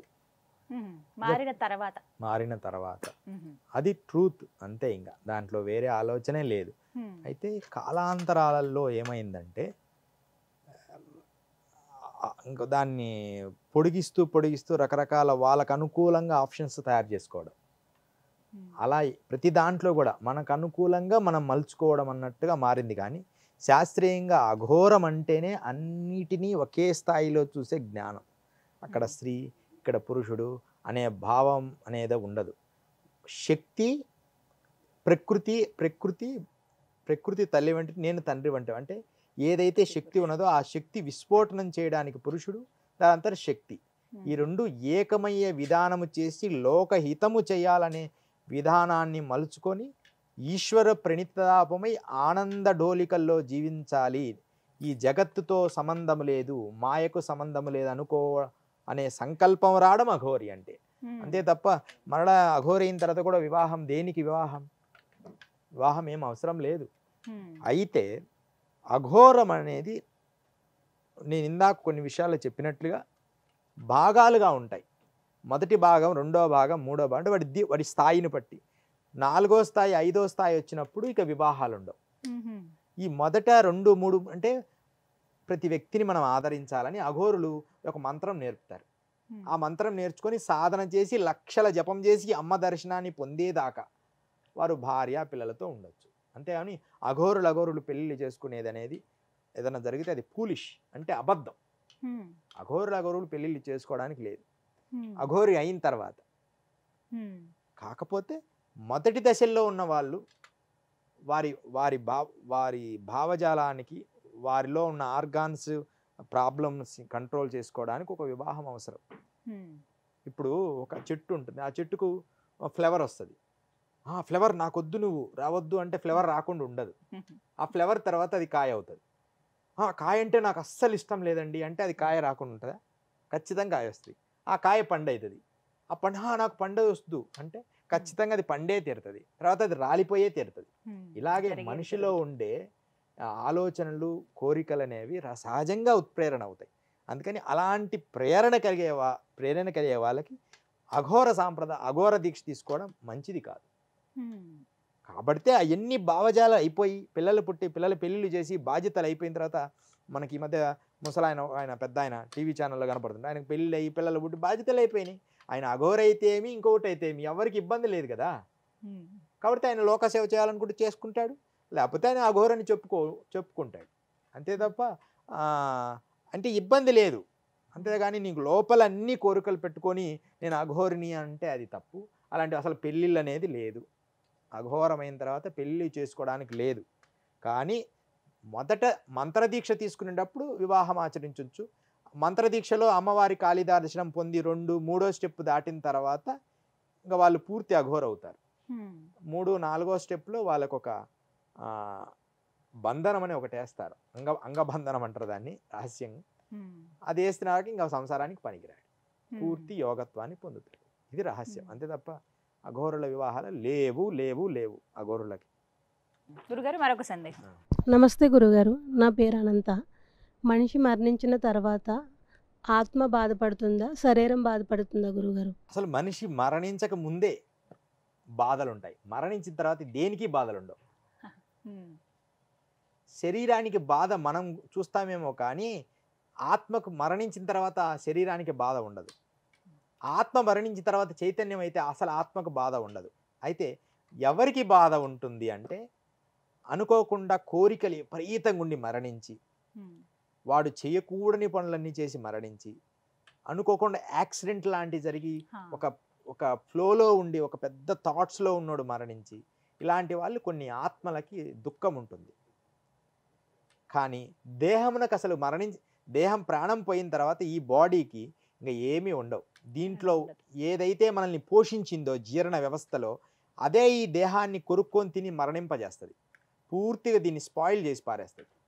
ఇప్పుడు దాకా మన జీర్ణ వ్యవస్థ తినంగానే యాసిడ్స్ లోపలికి రిలీజ్ అయ్యి మనల్ని కరిగించే పదార్థమే దేహం వదిలిన తర్వాత దేహాన్ని అంతా కాల్చుకొని తినేస్తుంది. అదే మనకు బ్యాడ్ స్మెల్ అని అంట. అంతే తప్ప దేహం వదిలిన అయితే ఆత్మకి ఏదైనా కోరికలతో మరణిస్తే ఆత్మలు అవుతాయి. గురుగారు, చాలా సాధువులు గురువులు ఆత్మ వేరు దేహం వేరు అని అంటూ ఉంటారు. ఆత్మశుద్ధి అంటే ఏమిటి, దేహశుద్ధి అంటే ఏమిటి? దేహశుద్ధి ఆత్మశుద్ధి అనేది మంచి ప్రశ్న, అది కూడా శాస్త్రీయ ప్రశ్నలే. దేహశుద్ధి అంటే మనల్ని ఉదయం లేచి స్నానం చేసి ఇదంతా శుభ్రంగా ఉంచుకొని దీనికి కల్మషం అంటకుండా శుభ్రంగా ఉంచుకుంటాం. కానీ దేహాన్ని శుద్ధి చేయగలం, కానీ ఆత్మను శుద్ధి చేయాలంటే యోగం అనే సాధ్యమైంది. యోగము మానసిక ప్రశాంతతే ఆత్మకు శుద్ధి. మానసిక ప్రశాంతత ఎప్పుడు వస్తుంది? యోగ సాధనలు, మంత్రశాస్త్రములు, గుళ్ళో ఓం నమ శివాయని తిరగడము, మంచిగా ఆనందంగా ఉండే స్థలాల్లో తిరగడము, అలా ప్రశాంతంగా ఉన్నప్పుడు ఆత్మకు శుద్ధి కలుగుతుంది. ఆ స్థాయిని పెంచుకుంటూ పెంచుకుంటూ యోగములో ఎడా పింగళ సుషుప్తి నాడులను మేల్కొల్పి అది కుండలిని జాగృత పరుచున్నప్పుడు ఆత్మశుద్ధి కలుగుతుంది. అదనమాట. ఆత్మశుద్ధి కలగాలంటే కుండలిని జాగృతికి సంబంధించి మంత్రశాస్త్రమో, యోగ శాస్త్రమో, క్రియాశాస్త్రమో, ఏదో ఒక భారతీయ సనాతన ధర్మంలో ఉండే ఏ ఒక్కదాన్ని పట్టుకున్నా ఆత్మశుద్ధి అవుతుంది. భారతీయ సనాతన ధర్మం అంత గొప్పది ఒకటి. అందుకనే మన కోకొల్లలు కొంతమంది అంటారు మీకు ఇన్ని ధర్మాలు ఇన్ని శాస్త్రాలు ఎందుకండి అని. మనకు ఎందుకంటే మనకు వాళ్ళది ఒక్కటే, మన ఎన్ని రక్షించే ఉంటాయి. ఎవరికి నచ్చింది వాడు హాయిగా అనుభవించవచ్చు. ఒకడు ఓం నమ శివాయ అంటాడు, ఓం నమ నారాయణ అంటాడు, ఒకడు నారాయణ అంటాడు, గణేశ అంటాడు. అందరూ ఏది అన్నప్పటికీ దాంట్లో వాళ్ళు సంతృప్తి చెందుతున్నారు. వాళ్ళకు స్వేచ్ఛ ఉన్నది దైవత్వంలో. హాయిగా దైవాన్ని అన్ని రకాలుగా భావించి ఆత్మను సంతృప్తి పరుస్తున్నారు. దాన్ని ఆత్మ సంతృప్తి పరచాలంటే ఖచ్చితంగా మనం చేయవలసిందంటే ఈ ఇదేంటి, ఈ ఆత్మ ఏంటి, ఇది ఎక్కడ పుట్టింది, దీనికి ఎలా ప్రవేశించింది, దీని మీద మనం ఆత్మబోధ అనే ఒక గ్రంథం ఉన్నది. అఘోర సాంప్రదాయాల్లో కూడా కొన్ని గ్రంథాలు ఉన్నాయి. ఆత్మబోధ, తత్వబోధ, వివేక చూడామణి. ఆత్మను శుద్ధి చేయాలంటే ఈ గ్రంథాలు ఒక్కసారి చదవాలి. ఆత్మబోధ, తత్వబోధ, వివేక చూడామణి, బ్రహ్మసూత్రాలు, భగవద్గీత. ఈ 5 గ్రంథాలు చదివి, ఈ 5 గ్రంథాలు ఊరికే పైన రఫ్గా చదవండి చాలు. చదివితే మీకు పరిపూర్ణమైన ఆత్మశుద్ధి ఎలా కలుగుతుందో తెలుస్తుంది. అంటే తెలుస్తుంది. దీన్ని ప్రస్థానత్రయము అంటే మొత్తం ఎన్ని తెలుస్తాయి, ఉపనిషత్తులు, బ్రహ్మసూత్రాలు, భగవద్గీత, వీటితో పాటు వివేక చూడమని, ఆత్మబోధ, తత్వబోధ. ఇవి జరిగితే మనం ఎలా నడవాలి, ఎలా ఆత్మని ఎలా శుద్ధి చెయ్యాలి అనేది ఇవన్నీ కూడా దీంట్లో ఉన్నాయన్నమాట. గురువుగారు, మరొక సందేహం అండి. అఘోరాల జీవన శైలి ఏ విధంగా ఉంటుంది? వారు ఆహారం తీసుకుంటారా? ఏమైనా కేవలం జలంతో మాత్రమే ఉంటారా, లేకుంటే గాలి పీల్చి మాత్రమే బతుకుతారా? అంటే ఇలా కూడా కొంతమంది ఉంటారని విన్నాము. ఎలా ఉంటుంది వాళ్ళ జీవన శైలి? మంచిది. దీంట్లో ఒకటి మనం గుర్తించాలి, ఏదైనా వారి స్థాయిని బట్టే. ఎలిమెంటరీ స్కూల్ పిల్లోడు ఎలిమెంటరీ స్కూల్ లాగానే ఈ స్థాయిని బట్టే. ఇప్పుడు నాకు కాయ చికిత్స చేసుకున్నా నా బాడీకి నిత్య యవనంగా ఉండడానికి. అంటే సపోజ్ చెప్తున్నా, నేను ఎన్ని రోజులు చేసుకున్నా? 18 రోజులు చేసుకున్నా. 6 నెలలు చేయాలి అది. యాక్చువల్లీ 18 రోజులు చేసుకోబట్టి ఇన్ని రోజులు ఇలా ఉండగలుగుతున్నా. ఎంత ఏజ్ అయిన తెలియ తర్వాత విషయం. కానీ అలా అంటే వారి స్థాయిని బట్టి మనం 18 రోజులే నేను దాన్ని నిలబెట్టగలిగా దాని క్రియలో. తర్వాత ఆహార నియమాలకు వస్తే గాలితో జీవించవచ్చు, ప్రాణాయామాలతో జీవించవచ్చు. అమృత యోగం అని ఒకటి ఉంది, దాన్ని కేచరి యోగం అని కూడా అంటారు. ఈ కేచరి యోగము నాలుకతో చేస్తారు. నాలుకను మడిచి లోపల పెట్టుకోవడం వల్ల అమృత సిద్ధి కలుగుతుంది. దానివల్ల కూడా కొన్ని రోజులు ఆకలి లేకుండా ఉండొచ్చు. ఎన్ని గంటల పాటు అలా ఉంటారండి? ఎన్ని రోజులైనా ఉండొచ్చు. రోజులు నేను 45 రోజులు ఉన్నాను కంప్లీట్గా. ఆహారము ఘన పదార్థం లేకుండా. ద్రవ పదార్థం అప్పుడప్పుడు మంచినీళ్ళు అవి తాగేవాడిని. ఒకసారి భూగర్భ స్వరంగంలోకి వెళ్ళిపోయి 45 రోజులు ఉన్నా. మా గురువు గారు అలా ప్రాక్టీస్ చేయించారు. అంటే అది చేసినప్పుడే, ఇప్పుడు దేవాలయానికి పోతే ఆటోమేటిక్గా మనకు ఎలా ప్రశాంతత లభిస్తుందో, గురువుల దగ్గర ఉన్నప్పుడు ఆటోమేటిక్గా ఆ పవర్స్ వస్తాయి. నువ్వు మళ్ళీ జగత్తులోకి వచ్చినప్పుడు అంతే మామూలే. ఏసీ రూమ్లో ఉంటావు, ఎంత చల్లగా ఉంటుంది. ఒక్కసారి బయటకు పోగానే ఎంత వేడి ఉంటుంది. యద్భావం తద్భవతి. నువ్వు దేన్ని కోరుకుంటున్నావో, దేనికి దగ్గరకుంటున్నావో దానికి సంబంధించిన శక్తులన్నీ నీకు వస్తాయి. దానికి సంబంధించిన చెడు ఉంటే చెడు కూడా వస్తుంది. ఇప్పుడు విపరీతంగా ఏసీలో ఉన్న వారికి ఖచ్చితంగా లంగ్స్ అవన్నీ ప్రాబ్లమ్స్ వస్తాయి. ఖచ్చితంగా యోగా సాధన, బయటి ప్రపంచాన్ని కూడా చూడాలి యోగా సాధన వల్ల. మరి ఇది ఒక రకంగా మేలు చేస్తుంది, ఒక రకంగా ఇది కీడు చేస్తుంది. ప్రకృతిలో ఊరికే మంచి ఎండల్లో విపరీతంగా అనవసరంగా తిరిగితే, చెడు కాలుష్యంలో ఆటోమేటిక్గా చెడు జరుగుతుంది. ఏది ఎక్కువ జరగకుండా లిమిట్గా అన్నీ ఉంచుకోగలిగితే గొప్ప శక్తి లభిస్తుంది అన్నమాట. ప్రశ్న గురుగారు, ఇప్పుడు మనం మంచి చేసినట్లయితే స్వర్గానికి వెళ్తూ ఉంటాం అంటారు, అలానే చెడు చేస్తే నరకానికి అంటుంటారు కదండి. ఇదే విధానం అఘోరాలకు కూడా వర్తిస్తుందా? అంటే ఒకవేళ తప్పు చేసినప్పుడు వాళ్ళు కూడా నరకానికి వెళ్తారా? సూపర్, మంచి క్వశ్చన్. ఇది మాత్రం దేవుడు అంతా లెక్క వేస్తారా అని ఒక సందేహం. అఘోర సాంప్రదాయంలో ఒక గ్రంథం ఉంది. అది ఏం గ్రంథం అంటే శారదా తంత్ర తిలకం అనే ఒక గ్రంథం ఉంది. తర్వాత ఆగమము, నిగమము, యామలము అని ఒక విధానం ఉంది, ఒక తంత్రం. దాని తర్వాత ఇంకొక గ్రంథము కూడా ఉపాసనా విధి అని ఒక గ్రంథం ఉంది. వీటిలలో క్షుణ్ణంగా రాశారు అఘోర విధానాలు, మోక్షమున. అఘోరులు ఎంత స్థాయికి పోతారంటే అమ్మా, అంటే అందరూ కాదు, అఘోరిని పేరు పెట్టుకున్న వాళ్ళంతా అఘోరులు కాదమ్మా. దానికి ఒక నియమం. నేను చూసిన వాళ్ళల్లో ఇప్పుడు చాలా మంది టీవీలో అఘోరాలను చూస్తున్నా, కానీ వీళ్ళల్లో కొంతమంది తణుకు దగ్గర ఒక ఆయన ఉన్నారు. అంటే శాస్త్రీయంగా అఘోరం ఉండాలి. రాజేష్ నంద అఘోరి అని, అంటే ఒక పరంపర. తర్వాత మా గురు పరంపరలో కొంతమంది అఘోరాలు అయ్యారు. గుంటూరు దగ్గర ఒక ఆయన అఘోర సాంప్రదాయాన్ని పాటించారు. మంచి అఘోర సాధకుడు. అంటే ఒక ఒక పరంపర నుంచి సాధన చేసిన వాడు అఘోర అవుతారు. ఎంత గొప్ప స్థాయి అంటే అఘోర సాంప్రదాయములో అఘోరము వారు దుష్టులను చంపేస్తారు. వాళ్ళకి కేసు అవన్నీ ఉండవు. మీకు సభాముఖంగా అంటే ఈ టెలివిజన్ ద్వారా ఒక విషయం చెప్పదలుచుకున్నాను. చాలా ఏళ్ల క్రితం మా గురువులతో మేము నడిచేటప్పుడు ఒక దుష్ట దుర్మార్గుడు గురువుని ప్రశ్నించాడు, మీరు ఇలా ఉంటారు, మీ కథ చూసినాంలేండి. ఎమ్మడే గురువు గారు వాడిని చంపేశాడు. నేను ఇందాక చెప్పాను కదా, కానీ వాడు ఎంతో మందిని నాశనం చేస్తున్నాడు. వాడు భిక్షకాల దగ్గర డబ్బులు బలవంతంగా వసూలు చేసి లాక్కుంటున్నాడు. చాలా దుర్మార్గుడు అన్నమాట. అంటే దుర్మార్గుల్ని చంపేయచ్చు అఘోరాలు. దుర్మార్గుడు అంటే వీడి వల్ల సమాజము లోకము నాశనం అవుతుందంటే వాడిని చంపేస్తారు. విచిత్రం తెలుసమ్మా, వాడి మాంసం తినరు, ఇక వాడిని కాల్చేస్తారు. అదే అఘోరాలు మామూలుగా ఉండేది ఏదైనా కూడా బ్రహ్మ పదార్థంగా ఇంత తీసుకుంటారు. అలా తీసుకుంటే వాడి మోక్షం లభిస్తుందని ఆశ. మోక్షము ఇయ్యగలరు, అవసరమైతే చంపగలరు. అలాంటి వీరభావ స్థితికి వెళ్తారు. దాన్ని వజ్రేలి యోగం అంటారు. వజ్రేలి యోగం అంటే ఎంత గొప్పదంటే అది ఒక శవంపై పడుకొని, ఒక శవంపై ఉంటే దాని మీద అలా కూర్చొని చేస్తారు. అది దాన్ని వీరభావ స్థితికి వెళ్తారు. వీరభావ స్థితి అంత సులభమైనది కాదు. వజ్రేలి యోగం అనే రహస్యాన్ని కూడా నేను అంటే అది విద్యగా నేర్పించే గురువు పరంపర కాబట్టి నేను చెప్పలేను, కానీ అదొక పదార్థాన్ని కుండలిని ద్వారా శిరస్సుకు తీసుకుపోతారు. అదొక పదార్థాన్ని మూలాధారం నుంచి, అప్పుడు అది వజ్రేలి యోగం అవుతుంది. వజ్రేలి యోగం వీరభావ స్థితికి వెళ్తే అది ఎంత గొప్పగా ఉంటుందంటే వాడు అది ఎక్కువ నిలబడలేదు. ఇప్పుడు మనకు ఒక పైపులో వాటర్ని పైకి పంపిస్తాం, అది ఎంతసేపు నిలబడుతుంది?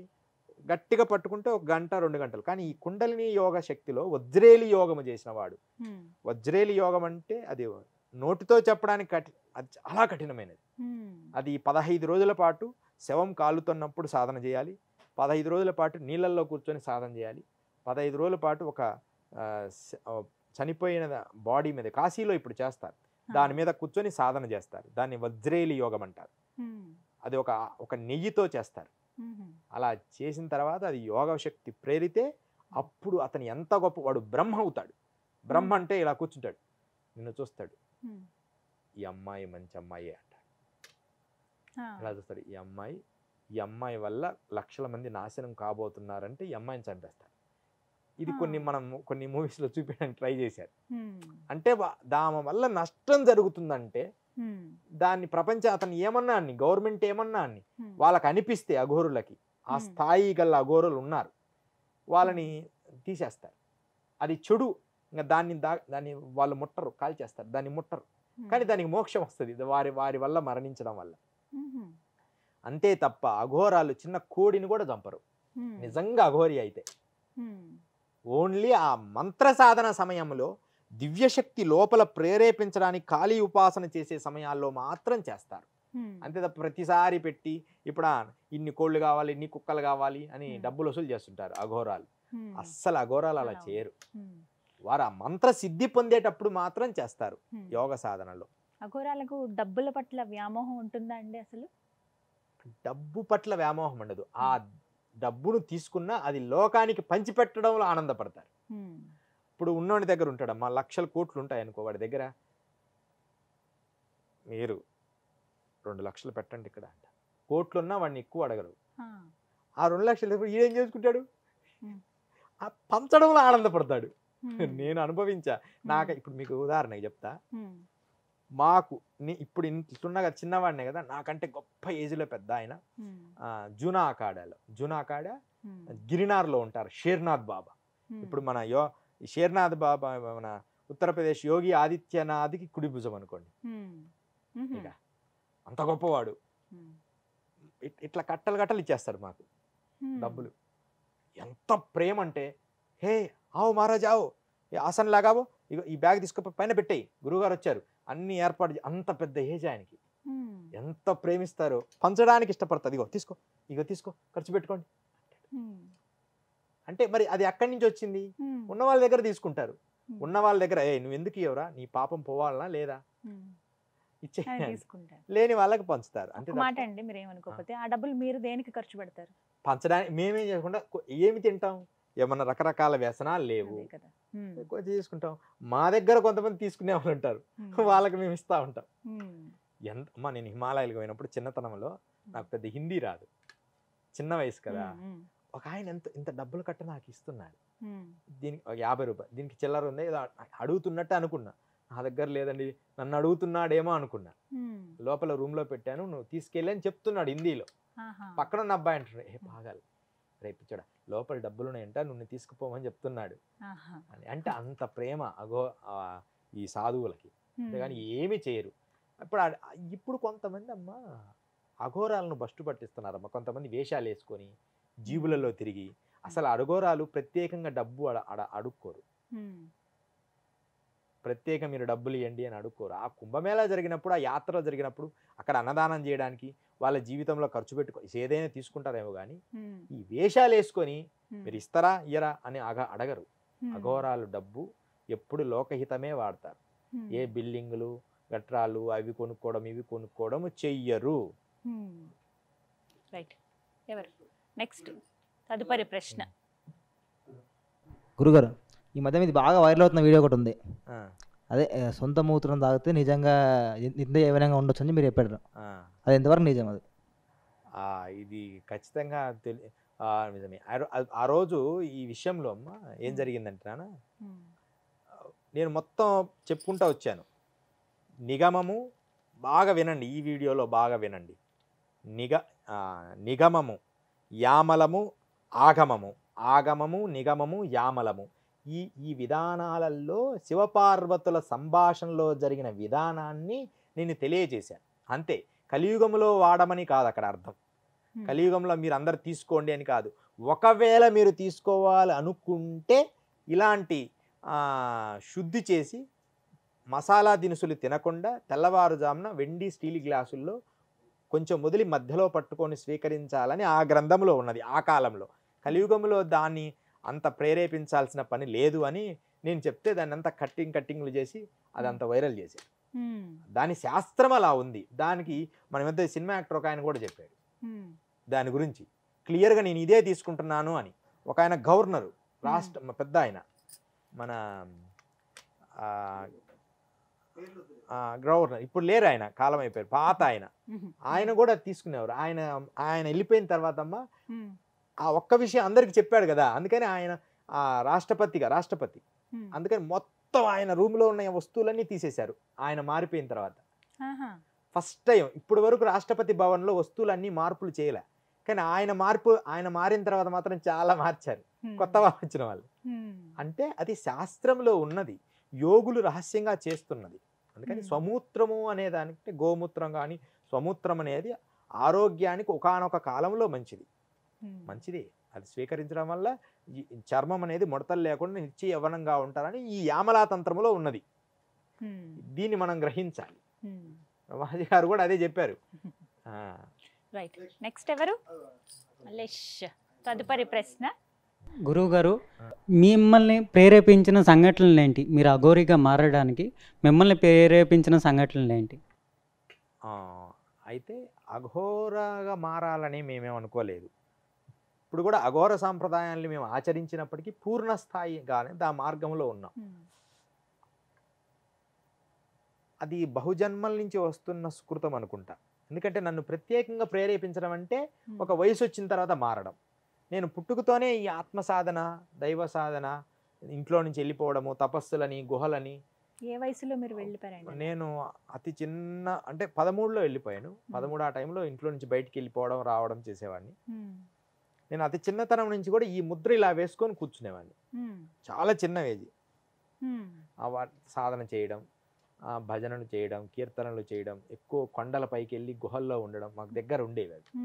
ఇలా చేస్తూ ఉండేవాడిని. అది అమ్మగారు ఏదైనా దేవుడి సినిమా తపస్సు చేసినట్టు వస్తే నేను తపస్సుకి వెళ్ళిపోయేవాడిని. ఇంకా ఆ రోజు అన్నం తినేవాడిని కాదు, నాకెందుకు దేవుడు కనపడ్డు అని. అమ్మగారు అనేవారు, రేపు వస్తారులే నాన్న అని. ఒకసారి అయితే తలకేసి ఒక దేవుడు కనపడాలంటే రక్త తర్పణం చేస్తే వస్తారని చిన్న వయసులో తలకేసి గడపకేసి దేవుడి గడపకి, దేవుడి గుడిలో ఉంటే గడపకేసి కుదితే ఇదంతా మొత్తం బ్లడ్తో తడిచిపోయింది. ఇప్పటికి కూడా ఉంది అది. మొత్తం అంటే పడి సృహ కప్పిపోయింది. తర్వాత మరలా మేలుకోవడం జరిగింది. అంటే అదొక దేవుని చూడాలి, దేవుడి అంటే ఏమిటి అనే ఒక తపన. ఆ తర్వాత నిజం తెలిసింది ఏంటంటే గురు సేవనే దేవుడి సేవ. నిజమైన సద్గురువు దొరికితే ఆయన్ని ఏ రకంగా పట్టుకొనే ఉండాలి. ఏం చేసినా అలా పట్టుకోగలిగితే మనం చాలా విద్యలో పొందొచ్చు. అదనమాట. గురుగారు, అఘోరాలు అంటే భావ్యమైనటువంటి జీవితంలో మానవులు మరణిస్తే అంత్యక్రియలు చేస్తారు. మరి అఘోరాలు కూడా అంత్యక్రియలు అఘోరాలకు కూడా పరమపదిస్తే అట్లనే అంత్యక్రియలు చేస్తారా? మీరు ఎలా దాన్ని? అఘోరాల అంత్యక్రియల విషయంకి వస్తే వారిని నదిలో పడేస్తారు ఎక్కువ శాతం. కొంతమందిని పూడుస్తారు.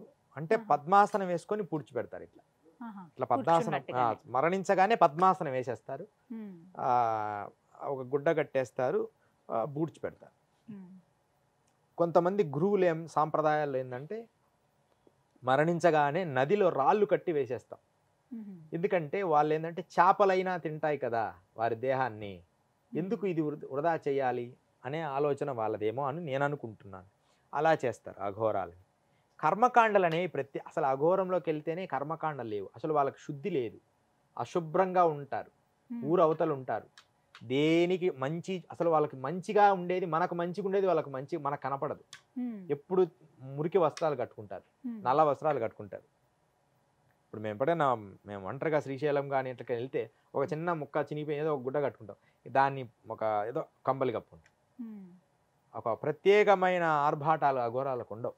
అంటే అలా జీవించాలని ఆనందపడతారు. గొప్ప రహస్యం చెప్పంటారమ్మా, బీదవాడు పొందిన ఆనందం కోటీశ్వరుడు పొందలేడు.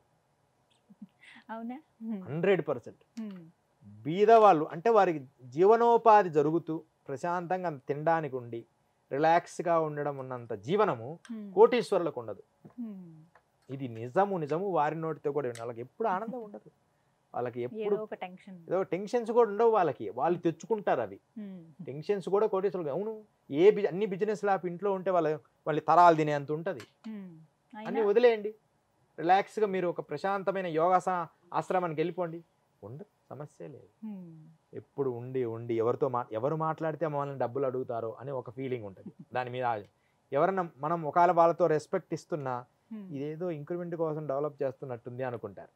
వాళ్ళు మనల్ని పాజిటివ్గా తీసుకోరు, లేకపోతే జాబ్ ప్రమోషన్ కోసం మాట్లాడుతుండ్రేమో అనుకుంటారు. అంటే వాళ్ళ దగ్గర మనం మాట్లాడితే వాళ్ళు అది ప్రేమగా స్వీకరించరు, ఇలా ఆలోచిస్తుంటారు.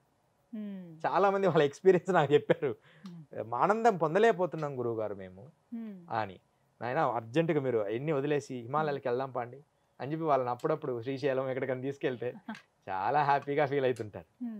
మామూలు వ్యక్తుల్ని మీతో పాటు తీసుకువెళ్తారండి? ఎన్ని రోజుల పాటు అలా ఉండొచ్చు? తీసుకెళ్ళి ఎమ్మడే పంపిస్తా, వాళ్ళు ఉండలేరు కదా అక్కడ. అంటే ఎవరు చూడని ప్లేసులకి తీసుకెళ్తుంటా, సీక్రెట్ ప్లేసులు, ఇదిగో ఇలా ఉంటుంది, ఇదిగో ఈ గుహలో ఇలా ఉంది, అలా ఉంటది అఘోర సాంప్రదాయం. మీ ఆహారపు అలవాట్లు ఎలా ఉంటాయండి? మరి ఎటువంటి ఆహారం తీసుకుంటారు? అఘోర సాంప్రదాయం ఆహార అలవాట్లు ఇప్పుడు అడవుల్లో ఉంటారమ్మా. ఆకలైనప్పుడు భిక్షాటనకు వస్తారు, లేకపోతే ఎవరైనా తీసుకొచ్చి పెడితే అక్కడ టీ కాచుకుంటారు, టీ తాగుతాం అప్పుడప్పుడు. లేకపోతే అది నిప్పుల మీద హోమగుండంలోనే, ఆ హోమగుండంలోనే అన్నం వండుతాం, ఆ హోమగుండంలోనే టీ కాస్తాం, ఆ హోమగుండంలోనే మంత్ర సాధన చేస్తాం. దాన్ని రకరకాలుగా ఉండదు, ఒకే కమండలం ఉంటుందమ్మా. నా దాదాపు కొన్ని సంవత్సరాల నుంచి నా దగ్గర కమండలం ఉంది, ఆ మామూలు గిన్నె లాంటిది. దాంతోనే స్నానం చేస్తాం, దాంతోనే అన్ని కార్యక్రమాలు చేస్తాం, దాంతోనే కాలకృత్యాలు తీసుకుంటాం, దాంతోనే మంచినీళ్ళు తాగుతాం, అన్నీ ఒకే దాంతో. దాన్ని శుద్ధి చేస్తాం, ఎప్పటికప్పుడు బూడిదతో శుద్ధి చేసి కడిగి పెట్టుకుంటాం. ఇట్లా నియమాలు. ఆకలైనప్పుడు, ఆకలి కాదనుకో ఏదైనా ఆ వ్యక్తి శరీరానికి సరిపోయే ఆహారం ఎక్కువ స్టోరేజ్ చేయము. ఈరోజు మనిషి బతికేది 60-100 సంవత్సరాలు అనుకుంటే మనం స్టోరేజ్ చేసేది కొన్ని తరాలు. మా తాతలు, మా పిల్లలు, మా మనవళ్ళకు కూడా ఒక 100 కోట్లు సంపాదించాలి, వాడి తర్వాత 1000 కోట్లు అంటే దానికి స్టోరేజ్ చేయడానికి ఎక్కువ ఇష్టపడుతుంటారు. అఘోరులకు ఎప్పుడు స్టోరేజ్ ఉండదు, ఎప్పటికప్పుడే అంత మరుసటి ఎందుకు ఉదయం చేసిన చపాతీలు ఉంటాయి కదా, సాయంత్రానికి ఎదజల్లుతారు. పక్షులకో జీవరాశులకో ఉంచరు, మళ్ళీ సాయంత్రం కొంచెం వండుకుంటారు ఎప్పటికప్పుడే. అది అఘోర ఆహార నియమాలు. ఇది అనేది ఏముండదు. మాంసం అని కూడా అంటుంటారు కొంతమంది, అఘోరాలు మాంసం భక్షిస్తారు అని. అసలు అఘోరాల విషయాల్లో మాంస భక్షణ అనేది ప్రత్యేకంగా లేదు. పూజా సమయములో మాత్రం శేషభాగము అని ఇంత ముక్క, ఒక రూపాయి బిళ్ళ, ₹10 బిళ్ళ ముక్కని మన కపాలంలో వేస్తారు. మనిషి తొడభాగము ఎక్కడో నుంచి తీసి, అది డ్రై అయిపోయి ఉంటుంది, ఎండి, అది తినమంటారు. ప్రత్యేకంగా ఇలా తీసుకొని ఇలా తినడము అలాంటిది ఏమి ఉండదు. అయితే ఒక చిన్న అద్భుతమైన కథతో ముగిస్తాను. అఘోర సాంప్రదాయంలో ఒక అద్భుతమైన సంఘటన, ఎవ్వరికీ చెప్పలేదు, నేను ఈ రహస్యాన్ని మీకు చెప్తున్నా. హిమాలయాల్లో ఉత్తరకాశీ పైన అన్ని సంగమాలు జరిగే స్థలాల్లో నేను తిరుగుతున్నా ఒకసారి. నాకు అప్పటికి ఏమీ అంత పరిజ్ఞానం లేదు. హనుమతుపాసన చేస్తున్నా, ఆంజనేయ స్వామి మంత్రాన్ని చదువుతూ సాధన చేస్తున్నా. ఇంకా బుద్ధి ఇప్పటికి కూడా పూర్తి స్థాయిలో బుద్ధిని, ఇంద్రియాల్ని బలంగా నిలబెట్టే స్థాయి పెరగాలి. అప్పుడు చిన్న వయసు కదా, ఏదో పని చేసుకుని శుభ్రంగా ఉన్నా. గోన పట్టీలు మాత్రమే, గోనలు కట్టుకుంటున్నా, కంబలు వేసుకుని గోనలు, ఏమి వస్త్రాలు ధరించకుండా ఏదో పిచ్చి వైరాగ్యంగా ఉండే రోజుల్లో ఒక నదీ సంగమంలో ఉత్తరకాశీ దగ్గర ఒక స్థలంలో 2 అఘోరాలు, నాదనాథ అఘోరాలు కూర్చున్నారు. నాదనాథ అఘోరాలు అంటే కళ్ళకు కాటిక పెట్టుకొని ఇలా మొత్తం విభూతి రాసుకొని అద్భుతమైన అఘోరాలు వాళ్ళు. వాళ్ళల్లో ఒక అతను మంచి పవర్ఫుల్గా ఉన్నారు, ఒక అతను అంటే మనకు తెలుస్తుంటుంది, కొంత మామూలుగా మాట్లాడుతున్నారు. ఇంకొక అతను వాళ్ళ దగ్గర గంజాయి దొరుకుద్దని పల్లెవాడు వచ్చాడు, ఈ కొండ జాతి అంటే కొండల్లో గొర్రెలు కాచుకునేవాడు. వాడు వచ్చాడు, వాళ్ళ దగ్గర ఏదో దొరుకుద్దని. ఎప్పుడు అరుస్తూ ఉండేవాళ్ళు, కోపం, ఏ పగ ఇద్దరు చెడు అని వాళ్ళని అరుస్తున్నాడు. అక్కడికి పోయి ఒక శవం వస్తుంది, కొట్టుకొని వస్తుంది, తీసుకురాపండి అన్నాడు.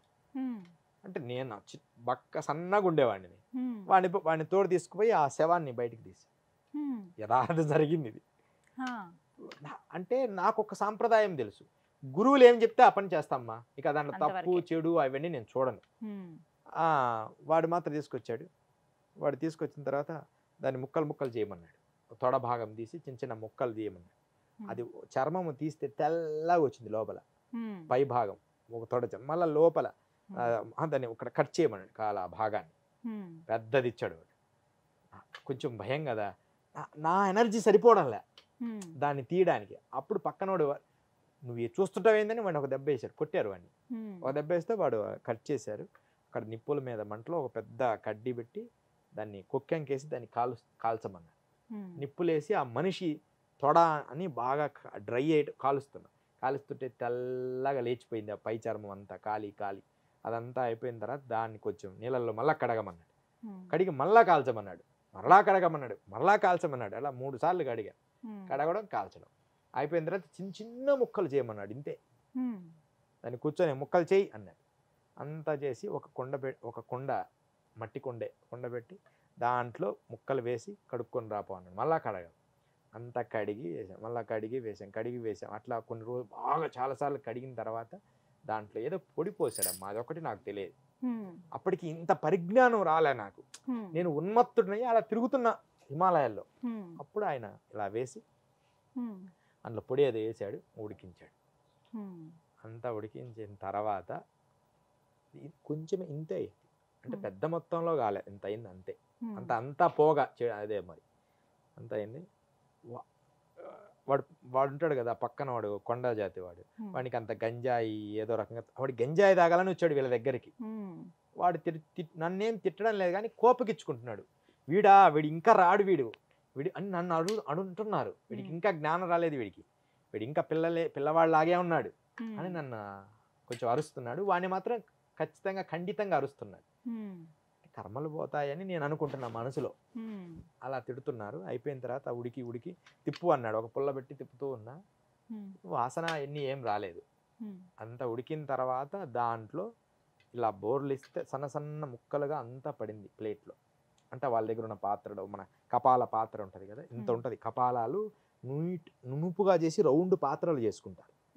ఇలా కపాలమే, అంటే పండ్లు గిళ్ళు ఉండవు, నీట్గా కట్ చేపిస్తారు. దాంట్లో వేశారు. వేసిన తర్వాత కాయన నువ్వు కొంచెం తింటావా అన్నాడు.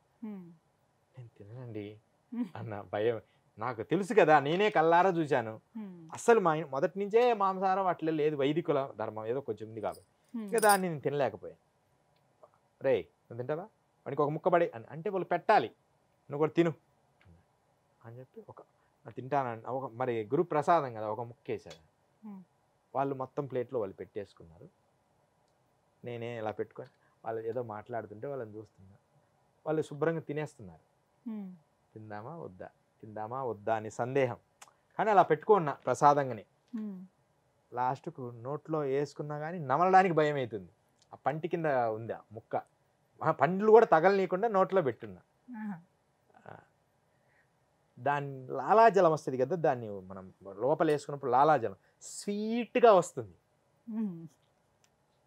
అప్పుడు స్వీట్గా వచ్చినప్పుడు అప్పుడు దాన్ని ఇంకా నమలడం మొదలుపెట్టా. చిన్న ముక్కే. తర్వాత అనుకున్నా అమ్మా ఇంత పెట్టించుకుంటే బాగుండేమో అని. కానీ అప్పటికే వాళ్ళు తినేశారు. వాడు చేశాడే వాళ్ళు చేశారని మనం చేసామనుకో అది విషతుల్యం అవుతుంది. వాళ్ళు యోగోరాలు. అదే శక్తిని నేను 16 సంవత్సరాల తర్వాత పొందాను. దాని తర్వాత ఒక అడవిలో చాతుర్మాసం చేసేటప్పుడు ఒక శిష్యుడు వచ్చాడు. రాత్రి 8 వచ్చాడు. వచ్చి ఆకలి అన్నాడు. ఏం లేదని, ఒరే నీకు నచ్చిన ఆకులన్నీ కోసుకొని రాపో అని చెప్పా. మొత్తం విషతుల్యమని గన్నేరు పప్పు ఆకు, యాప, గన్నేరు, రకరకాల ఆకులన్నీ తీసుకొచ్చాడు. అన్నీ శుభ్రంగా ఒలువు, కాడలు లేకుండా అన్నీ ఒలిచిన తర్వాత ఉడకబెట్టి దాన్ని నీళ్ళు వంచేసి దాంట్లో పొడి వేసి, ఆమదం ఉంది దీపారాధనకి చేసే ఆమదం, అది కొంచెం వేసి దాన్ని మార్చేసి నిప్పుల మీద రొట్టె చేసి వాడికి పెట్టా. మొత్తం తినేశాడు. ఇక ఆ ఆకు మొత్తం అంత అద్భుతంగా, నేను ఇంత తిన్నా వాడు అంత తిన్నాడు. నేను ఆ ప్రాంతం వదిలేసిన తర్వాత వాడు ఏం చేశాడంటే, తన గురువుగారు ఎందుకు ఆ టైంలో పోయావు ఏం పెట్టాడు అంటే, గురువుగారు ఈరోజు ఒక అద్భుత పదార్థం చేశాడు, నేను రేపు మన ఇంట్లో చేస్తా అని వాడు అన్నీ తీసుకొచ్చి చెప్తే వాడు హాస్పిటల్ పాలయ్యాడు. మోషన్లు వాంతులు. గురువులు చేసినట్టుగా చేశాడని శిష్యుడు చేస్తే అది తప్పు. అలా చేయకూడదు. వారి ముఖంగా మాత్రమే చేయాలి, గురుముఖంగా చేయాలి. అందరూ ఇలాగే ఉంటారు, అందరూ ఆ స్థాయి గల్లోళ్ళు అందరూ ఉండరు. మనం ఏమనుకుంటామంటే స్వామీజీ కాగానే ఒక డయాగ్రామ్ గీసుకుంటాం, ఇలా ఉండాలి అని. నో, ఎవరి బాడీ, వాళ్ళ స్కిల్స్, ఎవరి విధానంలో వారి స్థాయిలో అభివృద్ధి చెందుతూ ఉంటారు. ఒకటి, వారు ఏ స్థాయిలో అభివృద్ధి చెందినా లోకహితంగా ఉండగలిగితే చాలు. లోకాన్ని నష్టపరిచేటట్టుగా ఉండకూడదు అంతే. స్వామీజీ అంటే లోకాన్ని నాశనం చేసేటట్టుగా ఉండకూడదు, అది మనం గుర్తించాలి. ఈయన వల్ల లోకానికి నష్టం లేదు, అందరినీ ప్రేమిస్తాడు, అందరినీ ఆశీర్వదిస్తాడు అనేవాడిని మనం ఎంచుకోవాలి తప్ప మనం ఒక డయాగ్రామ్ తీసుకోకూడదు ఇలా ఉండాలి అని. అఘోరాలంటే అలాంటి మంచి వాళ్ళు, వాళ్ళలో ఎంతో మంచితనం ఉంది, అంతటా సమదృష్టి చూసే మంచితనం ఉంది. వాళ్ళతో కలిసి పూర్తి స్థాయిలో తిరగబట్టి ఈ జ్ఞానం లభించింది. నిజంగా వాళ్ళతో ఉంటే ఇంకెంత జ్ఞానం లభించునో అని, అది కూడా వాళ్ళ వరం ఉండాలి. నాకు ఇంకొన్ని సంవత్సరాలు సమయం ఉంది పూర్తిగా వారితో ఉండడానికి. ఇంకా సమయం ఉంది, పూర్తిగా అఘోరగా మారడానికి ఇంకొక 20 సంవత్సరాలు పడుతుంది. ఒక్కొక్క స్టెప్ ఎక్కాలి మనం. ఇప్పుడు కాళీ తార అయినా కూడా సంఘములో గురువులు చెప్పిన ఆదేశానుసారం ఇంకొక 20 సంవత్సరాలు నేను ఉండాలి.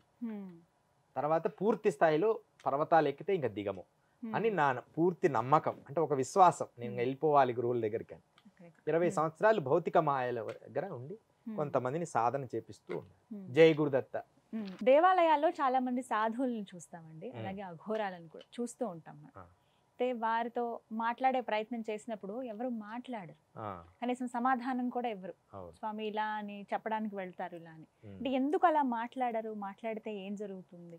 మాకు కూడా అలాంటి సందర్భాలు వస్తుంటాయి. మేము మాట్లాడితే వాళ్ళ గురించి ఏదైనా చెప్పాలి. వాళ్ళలో పాజిటివ్గా చెప్తే వాళ్ళు మమ్మల్ని హ్యాపీగా చూస్తారు. అదే నెగిటివ్గా చెప్తే నెగిటివ్ ఉండింది, ఖచ్చితంగా నెగిటివ్ చెప్పాలి. అప్పుడు పరిస్థితి ఏంటి? ముక్కుసూటితనం యోగులకు ఎక్కువ ఉంటుంది, మాకు అంటే యోగులకు ముక్కుసూటితనం ఉంటుంది. ఏదైనా ఇప్పుడు స్వేచ్ఛ ఎక్కువ ఉంటుంది, ముక్కుసూటితనం ఎక్కువ ఉంటుంది. సరంగానే ఈ కాలంలో ఎన్ని శ్వాసలు జీవిస్తుంది కూడా చెప్పగలనమ్మా నేను ఒక్కొక్కసారి. అంటే ఎన్ని శ్వాసలు తీసుకొని చివరి శ్వాసతో మరణిస్తుందని కూడా చాలా మందికి చెప్పడం జరిగింది. మా దగ్గరకు వచ్చిన వాళ్ళు ఎప్పుడన్నా వస్తుంటారు, ఈవిడకి లేదమ్మా ఇక ఎక్కువ కాలం అని చెప్తాం. అయినా మీరు ఏదో ప్రయత్నం చేయండి అంటుంటారు, బ్రతికించండి అని. ఈమె కరెక్ట్గా 3 పున్నములు దాటితే నేను బతికిస్తా, 3 పున్నములు దాటేంత వరకు ఆవిడకి లేదు. కొంచెం ఏదన్నా ఉందనుకో మనం బ్రతికించవచ్చు. కానీ కొన్ని సందర్భాల్లో అలా ఉన్న దేవుడు మన దగ్గరికి రానియడు, మనకు తెలియనియడు. ఉపాయం, వాళ్ళకి ఒక ఉపాయం చెప్పడానికి ఎక్కడ నెగిటివ్ గా చెప్పాల్సి వస్తుంది అని చెప్పి మాట్లాడారు. అంతేగాని వాళ్ళ కోపం అలా ప్రదర్శిస్తారు. కావాల్సిన నటనే. వాళ్ళ కోపం అనేది యోగులకు భూషణం. నటన. వాళ్ళతో తిట్టించుకోకూడదు అసలు అని అంటారు కదండి. వాళ్ళ తిట్టినా కూడా ఏమి కాదమ్మా, నటనే. కానీ కావాల్సి తిట్టించుకోకూడదు. పో అంటే కోపమే, ఏం కాదు. అది మనం ఫీల్ కాకూడదు. మనల్ని దూరం పెట్టడానికి అలా అంటారు. ఇప్పుడు మన గుహల్లో ఎన్నో చిత్రాలు ఉంటాయి. గుహల్లోకి మేము రాకుండా కొన్ని రక్షణ వలయాలు ఏర్పరుస్తాం. వాటి దగ్గరికి కాగానే వాళ్ళకి భయం వస్తుంది. భయం వచ్చినప్పుడు ఆటోమేటిక్గా దూరం వెళ్ళిపోతారు. భయపెట్టడానికి అంతే. ఇప్పుడు ఒక ఎలుగుబంటి ఉండేది మాతో స్నేహం చేసి, దాన్ని మా ప్రాంతానికి రావంటే దాన్ని దాటి రావాలి, కొంచెం దూరంలో అక్కడ ఉంచుతాం దాన్ని. అది ఆ ప్రాంతానికి వచ్చి అది భయపెడుతుంది, ఆటోమేటిక్గా పారిపోతారు. మా సాధన భగ్నం జరగకుండా ఉంటుంది కదా. ఇట్లాంటి అలా కుక్కలను, ఎలుగుబంట్లని, కుక్కల్ని, చిన్న చిన్న చిరుతపులని కూడా నేను స్నేహం చేశాను. చిరుతపులు అంటే గ్రేట్ అని కాదు, అది సహజము. రోజు ఒక అడవిలో ఉండేవాడిని, వచ్చేవి ఎలుగుబంటి చిన్న బిస్కెట్లలో వేసాను. కొన్నాళ్ళకి అలవాటైంది. చిరుతపులికి ఒకసారి అనుకోకుండా పెద్ద ప్రమాదం వచ్చింది. దాన్ని అప్పుడు తుడిచి దాన్ని బాగు చేసి కట్టుకట్టి మళ్ళీ నా గుహలోకి వెళ్ళిపోయాను. ఆ తర్వాత అది కొంచెం స్నేహమైంది. కోబ్రాస్ బ్లాక్ ఒకసారి ఉంది, ఒక పాము స్నేహంగా వచ్చింది. స్నేహమా ఏమైందంటే నాకు దెబ్బ తగిలింది ఏదో చెప్పింది దాని భాషలో. ఏమో దానికి కొంచెం అంత రాసి అలా మట్టి రాసి ఏదో కట్టుకట్టి వారం రోజులు నా బ్యాగ్లోనే ఉంచుకున్నా ఓ బ్లాక్ కోబ్రాని. అమ్మో, రియల్గా జరిగింది. నేను మళ్ళీ దాన్ని తీసి, ఆ వీడియో కూడా ఉంది ఒకటి మా తీశారు, మళ్ళీ దాన్ని తీసి స్నేహమా ఇంకా చాలు వారం రోజులు ఉన్నావుగా వెళ్ళిపో అంటే వెళ్ళిపోయి. అదో కూరలేదు ఏంది లేదు. అలాగని ప్రతి పాము నేను పట్టుకుంటానని ప్రదర్శించకూడదు. ఆనెస్ట్గా రియల్గా అవసరమైనప్పుడు ప్రదర్శించాలి. అనవసరంగా ప్రదర్శిస్తే మనుషులకు కానీ ఆ పాముకు కానీ నష్టం జరుగుతుంది. మనకు అది సహజ సిద్ధంగా జరగాలి. ఒకరోజు ఉడతలు అలా అడవిలో వెళ్తున్నా, ఆకలి అవుతున్నాయి అన్నది ఉడతలు. ఎమ్మడి నేను ఇలా పెడితే అవంతటా అవే చెట్లు మించి దిగి ఆ ఉడతల ఆహారం తిని వెళ్ళిపోయినాయి. ఎంత బాగా ఆనందం. నేను ఎప్పుడు వాడితే ఎక్కువ ఉడతలతో స్నేహం చేస్తాను. మీకు ఆకలి అవుతుందా తినండి అంటే వచ్చి తిని వెళ్ళిపోతాయి. మళ్ళీ అక్కడ స్నేహం చేసుకొని రోజు అక్కడికి వెళ్ళి అలా చేయను. అక్కడ ఆ క్షణం అవన్నీ నేను వీడియోస్ ఫోటో తీసుకుంటుంటా ఎప్పుడన్నా చిన్న చిన్న గుర్తుగా. అట్లా ప్రేమించాలి. అది ఎంత ప్రేమించాలంటే అనంతమైన ప్రేమ, కల్మషం ఉండదు దాంట్లో. నీకు చెడు జరగదు ఆ ప్రేమ. అలాంటి ప్రేమతో మనం కలిసి జీవించాలనే వాటికి అనిపించాలి నేచర్కి.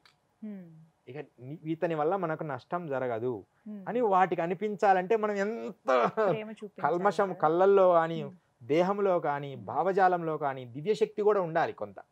ఇలా ఉంటేనే అవి మనల్ని ప్రేమిస్తాయి. అలా పూర్తి స్థాయికి వీరస్థాయికి చేరడమే అఘోరం అంటే. ఘోరమే ఉండదు, ఎంత ప్రేమో వాళ్ళకి. అర్థం చేసుకోవడం కష్టం, కంటితో చూసేది నిజము కాదు. చివరిగా ఒక ప్రశ్న, స్మరణ అంటే ప్రతినిత్యం మీరు శివనామ స్మరణ చేస్తూనే ఉంటారా? క్షణక్షణం ముందు చేస్తాం, తర్వాత చేయాల్సిన అవసరం లే. లోపల ఆటోమేటిక్గా ఏదైతే మనం అనుష్ఠిస్తామో అది జరుగుతూనే ఉంటుంది. ఇది ప్రాక్టీస్. ఇప్పుడు ఇలా ఇప్పుడు మనం కొత్తగా స్టార్ట్ చేసినప్పుడు భయము, కంపితము, చెమటలు అలా పడతాయి. స్టార్టింగ్లో కొంచెం భయం ఉంటుంది, తర్వాత అలవాటు అయిపోద్ది కదా. అలాగే ఈ దేహము కూడా మంత్ర సాధన కూడా చేయంగా దాని ధారణం అవుతుంది. ధారణమయ్యి అది స్మరణ స్మరణ స్మరణ ఆ స్మరణ స్థితి, ఆ సమాధి స్థితికి చేరుస్తుంది. రోజు జరుగుతూనే ఉంటుంది. ఇక కొద్దిసేపు నా ఓం నమస్తే, ఇందాక కూడా మీరు ఏదో చెప్తుంటే అదో ఆ టాపిక్ వస్తే ఆటోమేటిక్గా ఓం నమ శివాయ అనే ఫీలింగ్ వెళ్ళిపోయింది. అంటే అది లోపల దానికి సంబంధించిన స్టోరేజ్ ఎక్కువ ఉంది. ఇప్పుడు జనాలకి భౌతిక సంబంధించిన స్టోరేజ్ ఎక్కువ ఎలా ఉంటుందో, యోగులకి స్పిరిచువాలిటీకి సంబంధించిన స్టోరేజ్ ఎక్కువ ఉంటుంది బాడీలో. ఏది నొక్కినా అదే రిలీజ్ అవుద్ది. కానీ బట్ స్టిల్ ఆ లోపల అప్పుడప్పుడు కొన్ని నెగిటివ్స్ కూడా వస్తుంటాయి. కానీ అది ఒక్కదాన్ని పట్టుకొని ఇది చెడు అని గుర్తించకూడదు. అంటే అది హ్యూమన్ బాడీ అనుకోవచ్చు. సహజంగా కోపం వస్తుంది, సహజంగా రాగం వస్తుంది, సహజంగా ఆకలి అవుతుంది సడన్గా. అది అది హ్యూమన్ నేచర్. కానీ ఎక్కువ శాతం పాజిటివ్ వైబ్రేషన్స్ ఉన్నాయి, వాటిని మనం స్వీకరించాలి. పూర్తి పాజిటివ్ వైబ్రేషన్ మనం కోరకూడదు. అలా పూర్తిగా పాజిటివ్ వైబ్రేషన్ మన దగ్గర ఉండదు, అంటే మనకు పరిధిలో ఉండవు. అవి చాలా సుదూరాల్లో ఉంటాయి. వాటిని మనం చేరాలంటే ముందు ఈ మంత్ర జపము తపము భజనలు ధ్యానము సంకీర్తనములు, ఏమంటారు నవవిధ భక్తి మార్గ శ్రవణము కీర్తనం స్మరణం పాదసేవనం అర్చరణం వందనం దాస్యం సఖ్యం ఆత్మనివేదనం.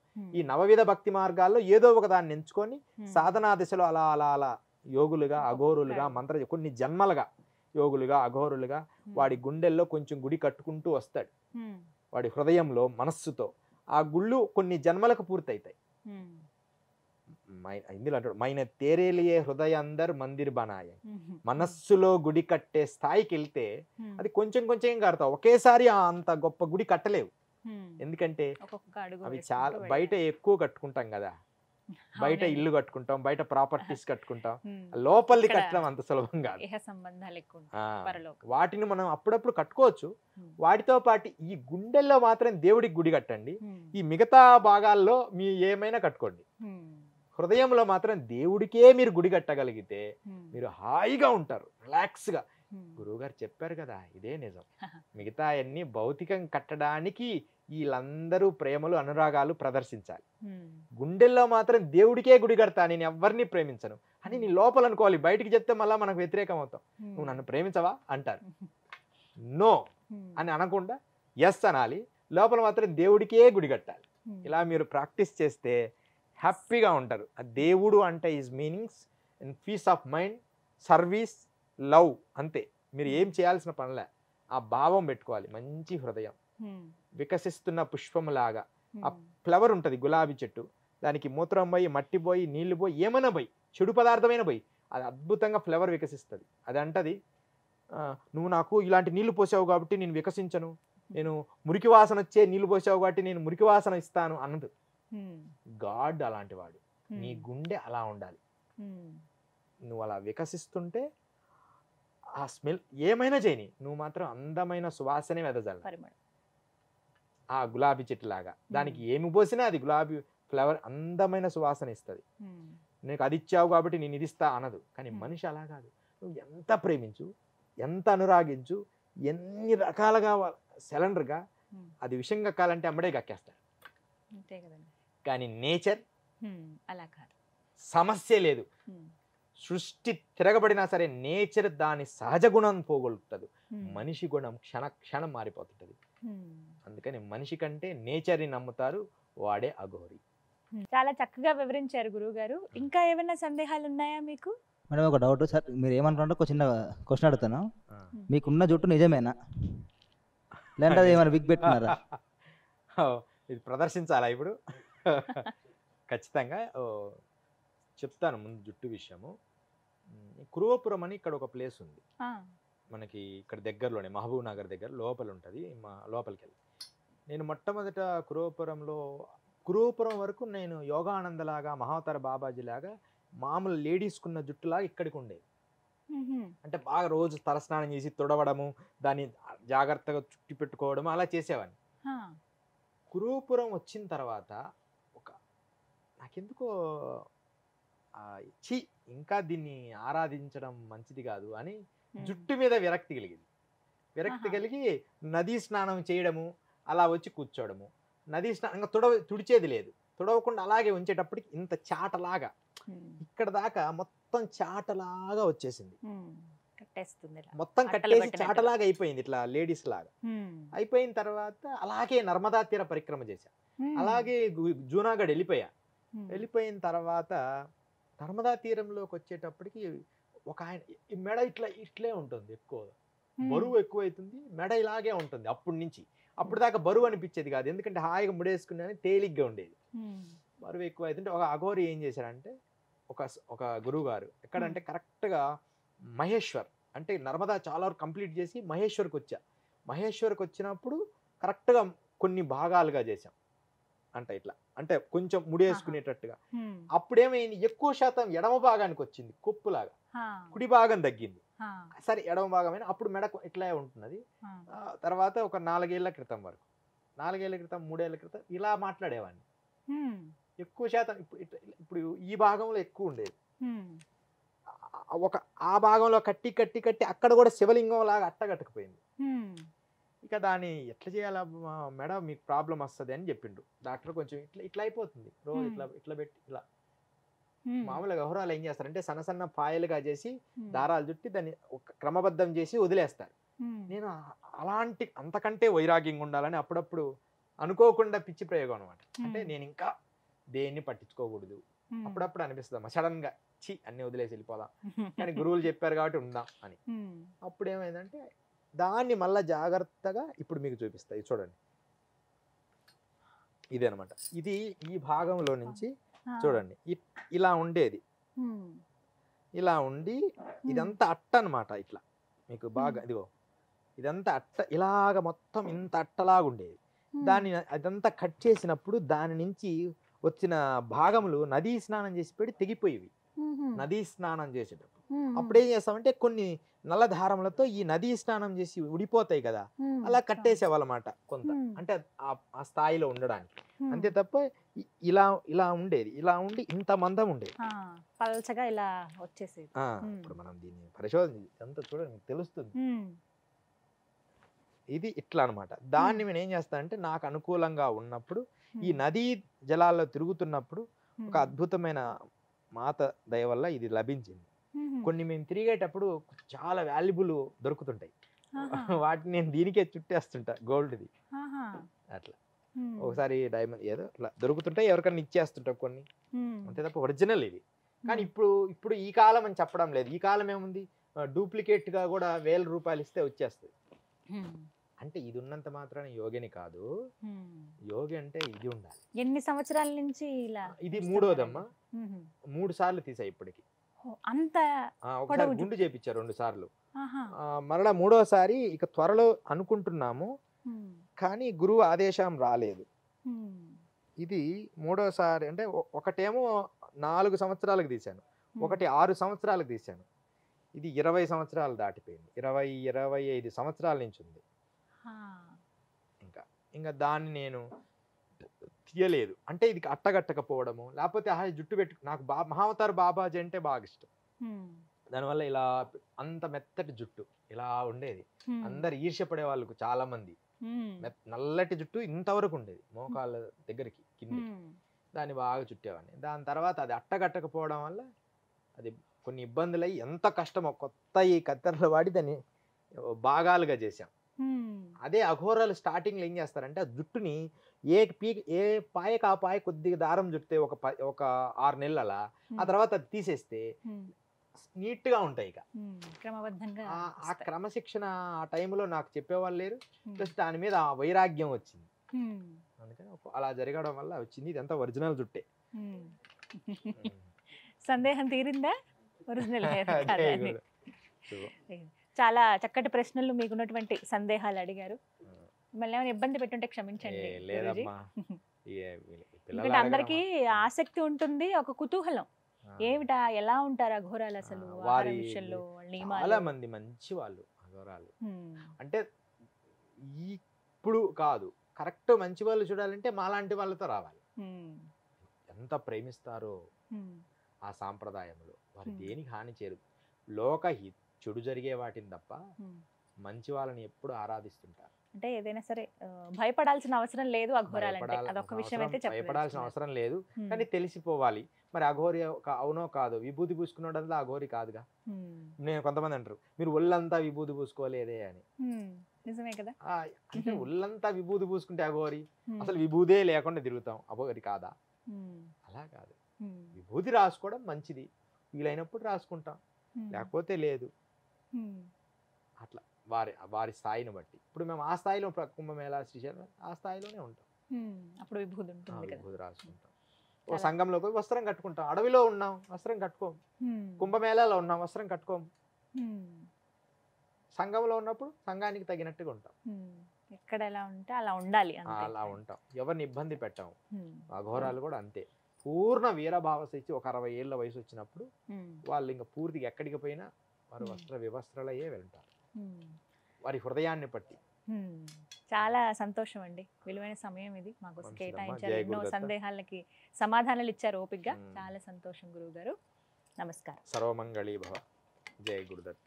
సుమన్ టీవీలో మీ పర్సనల్ అండ్ బిజినెస్ ప్రమోషన్స్ కోసం కింది నెంబర్కి కాంటాక్ట్ చేయండి.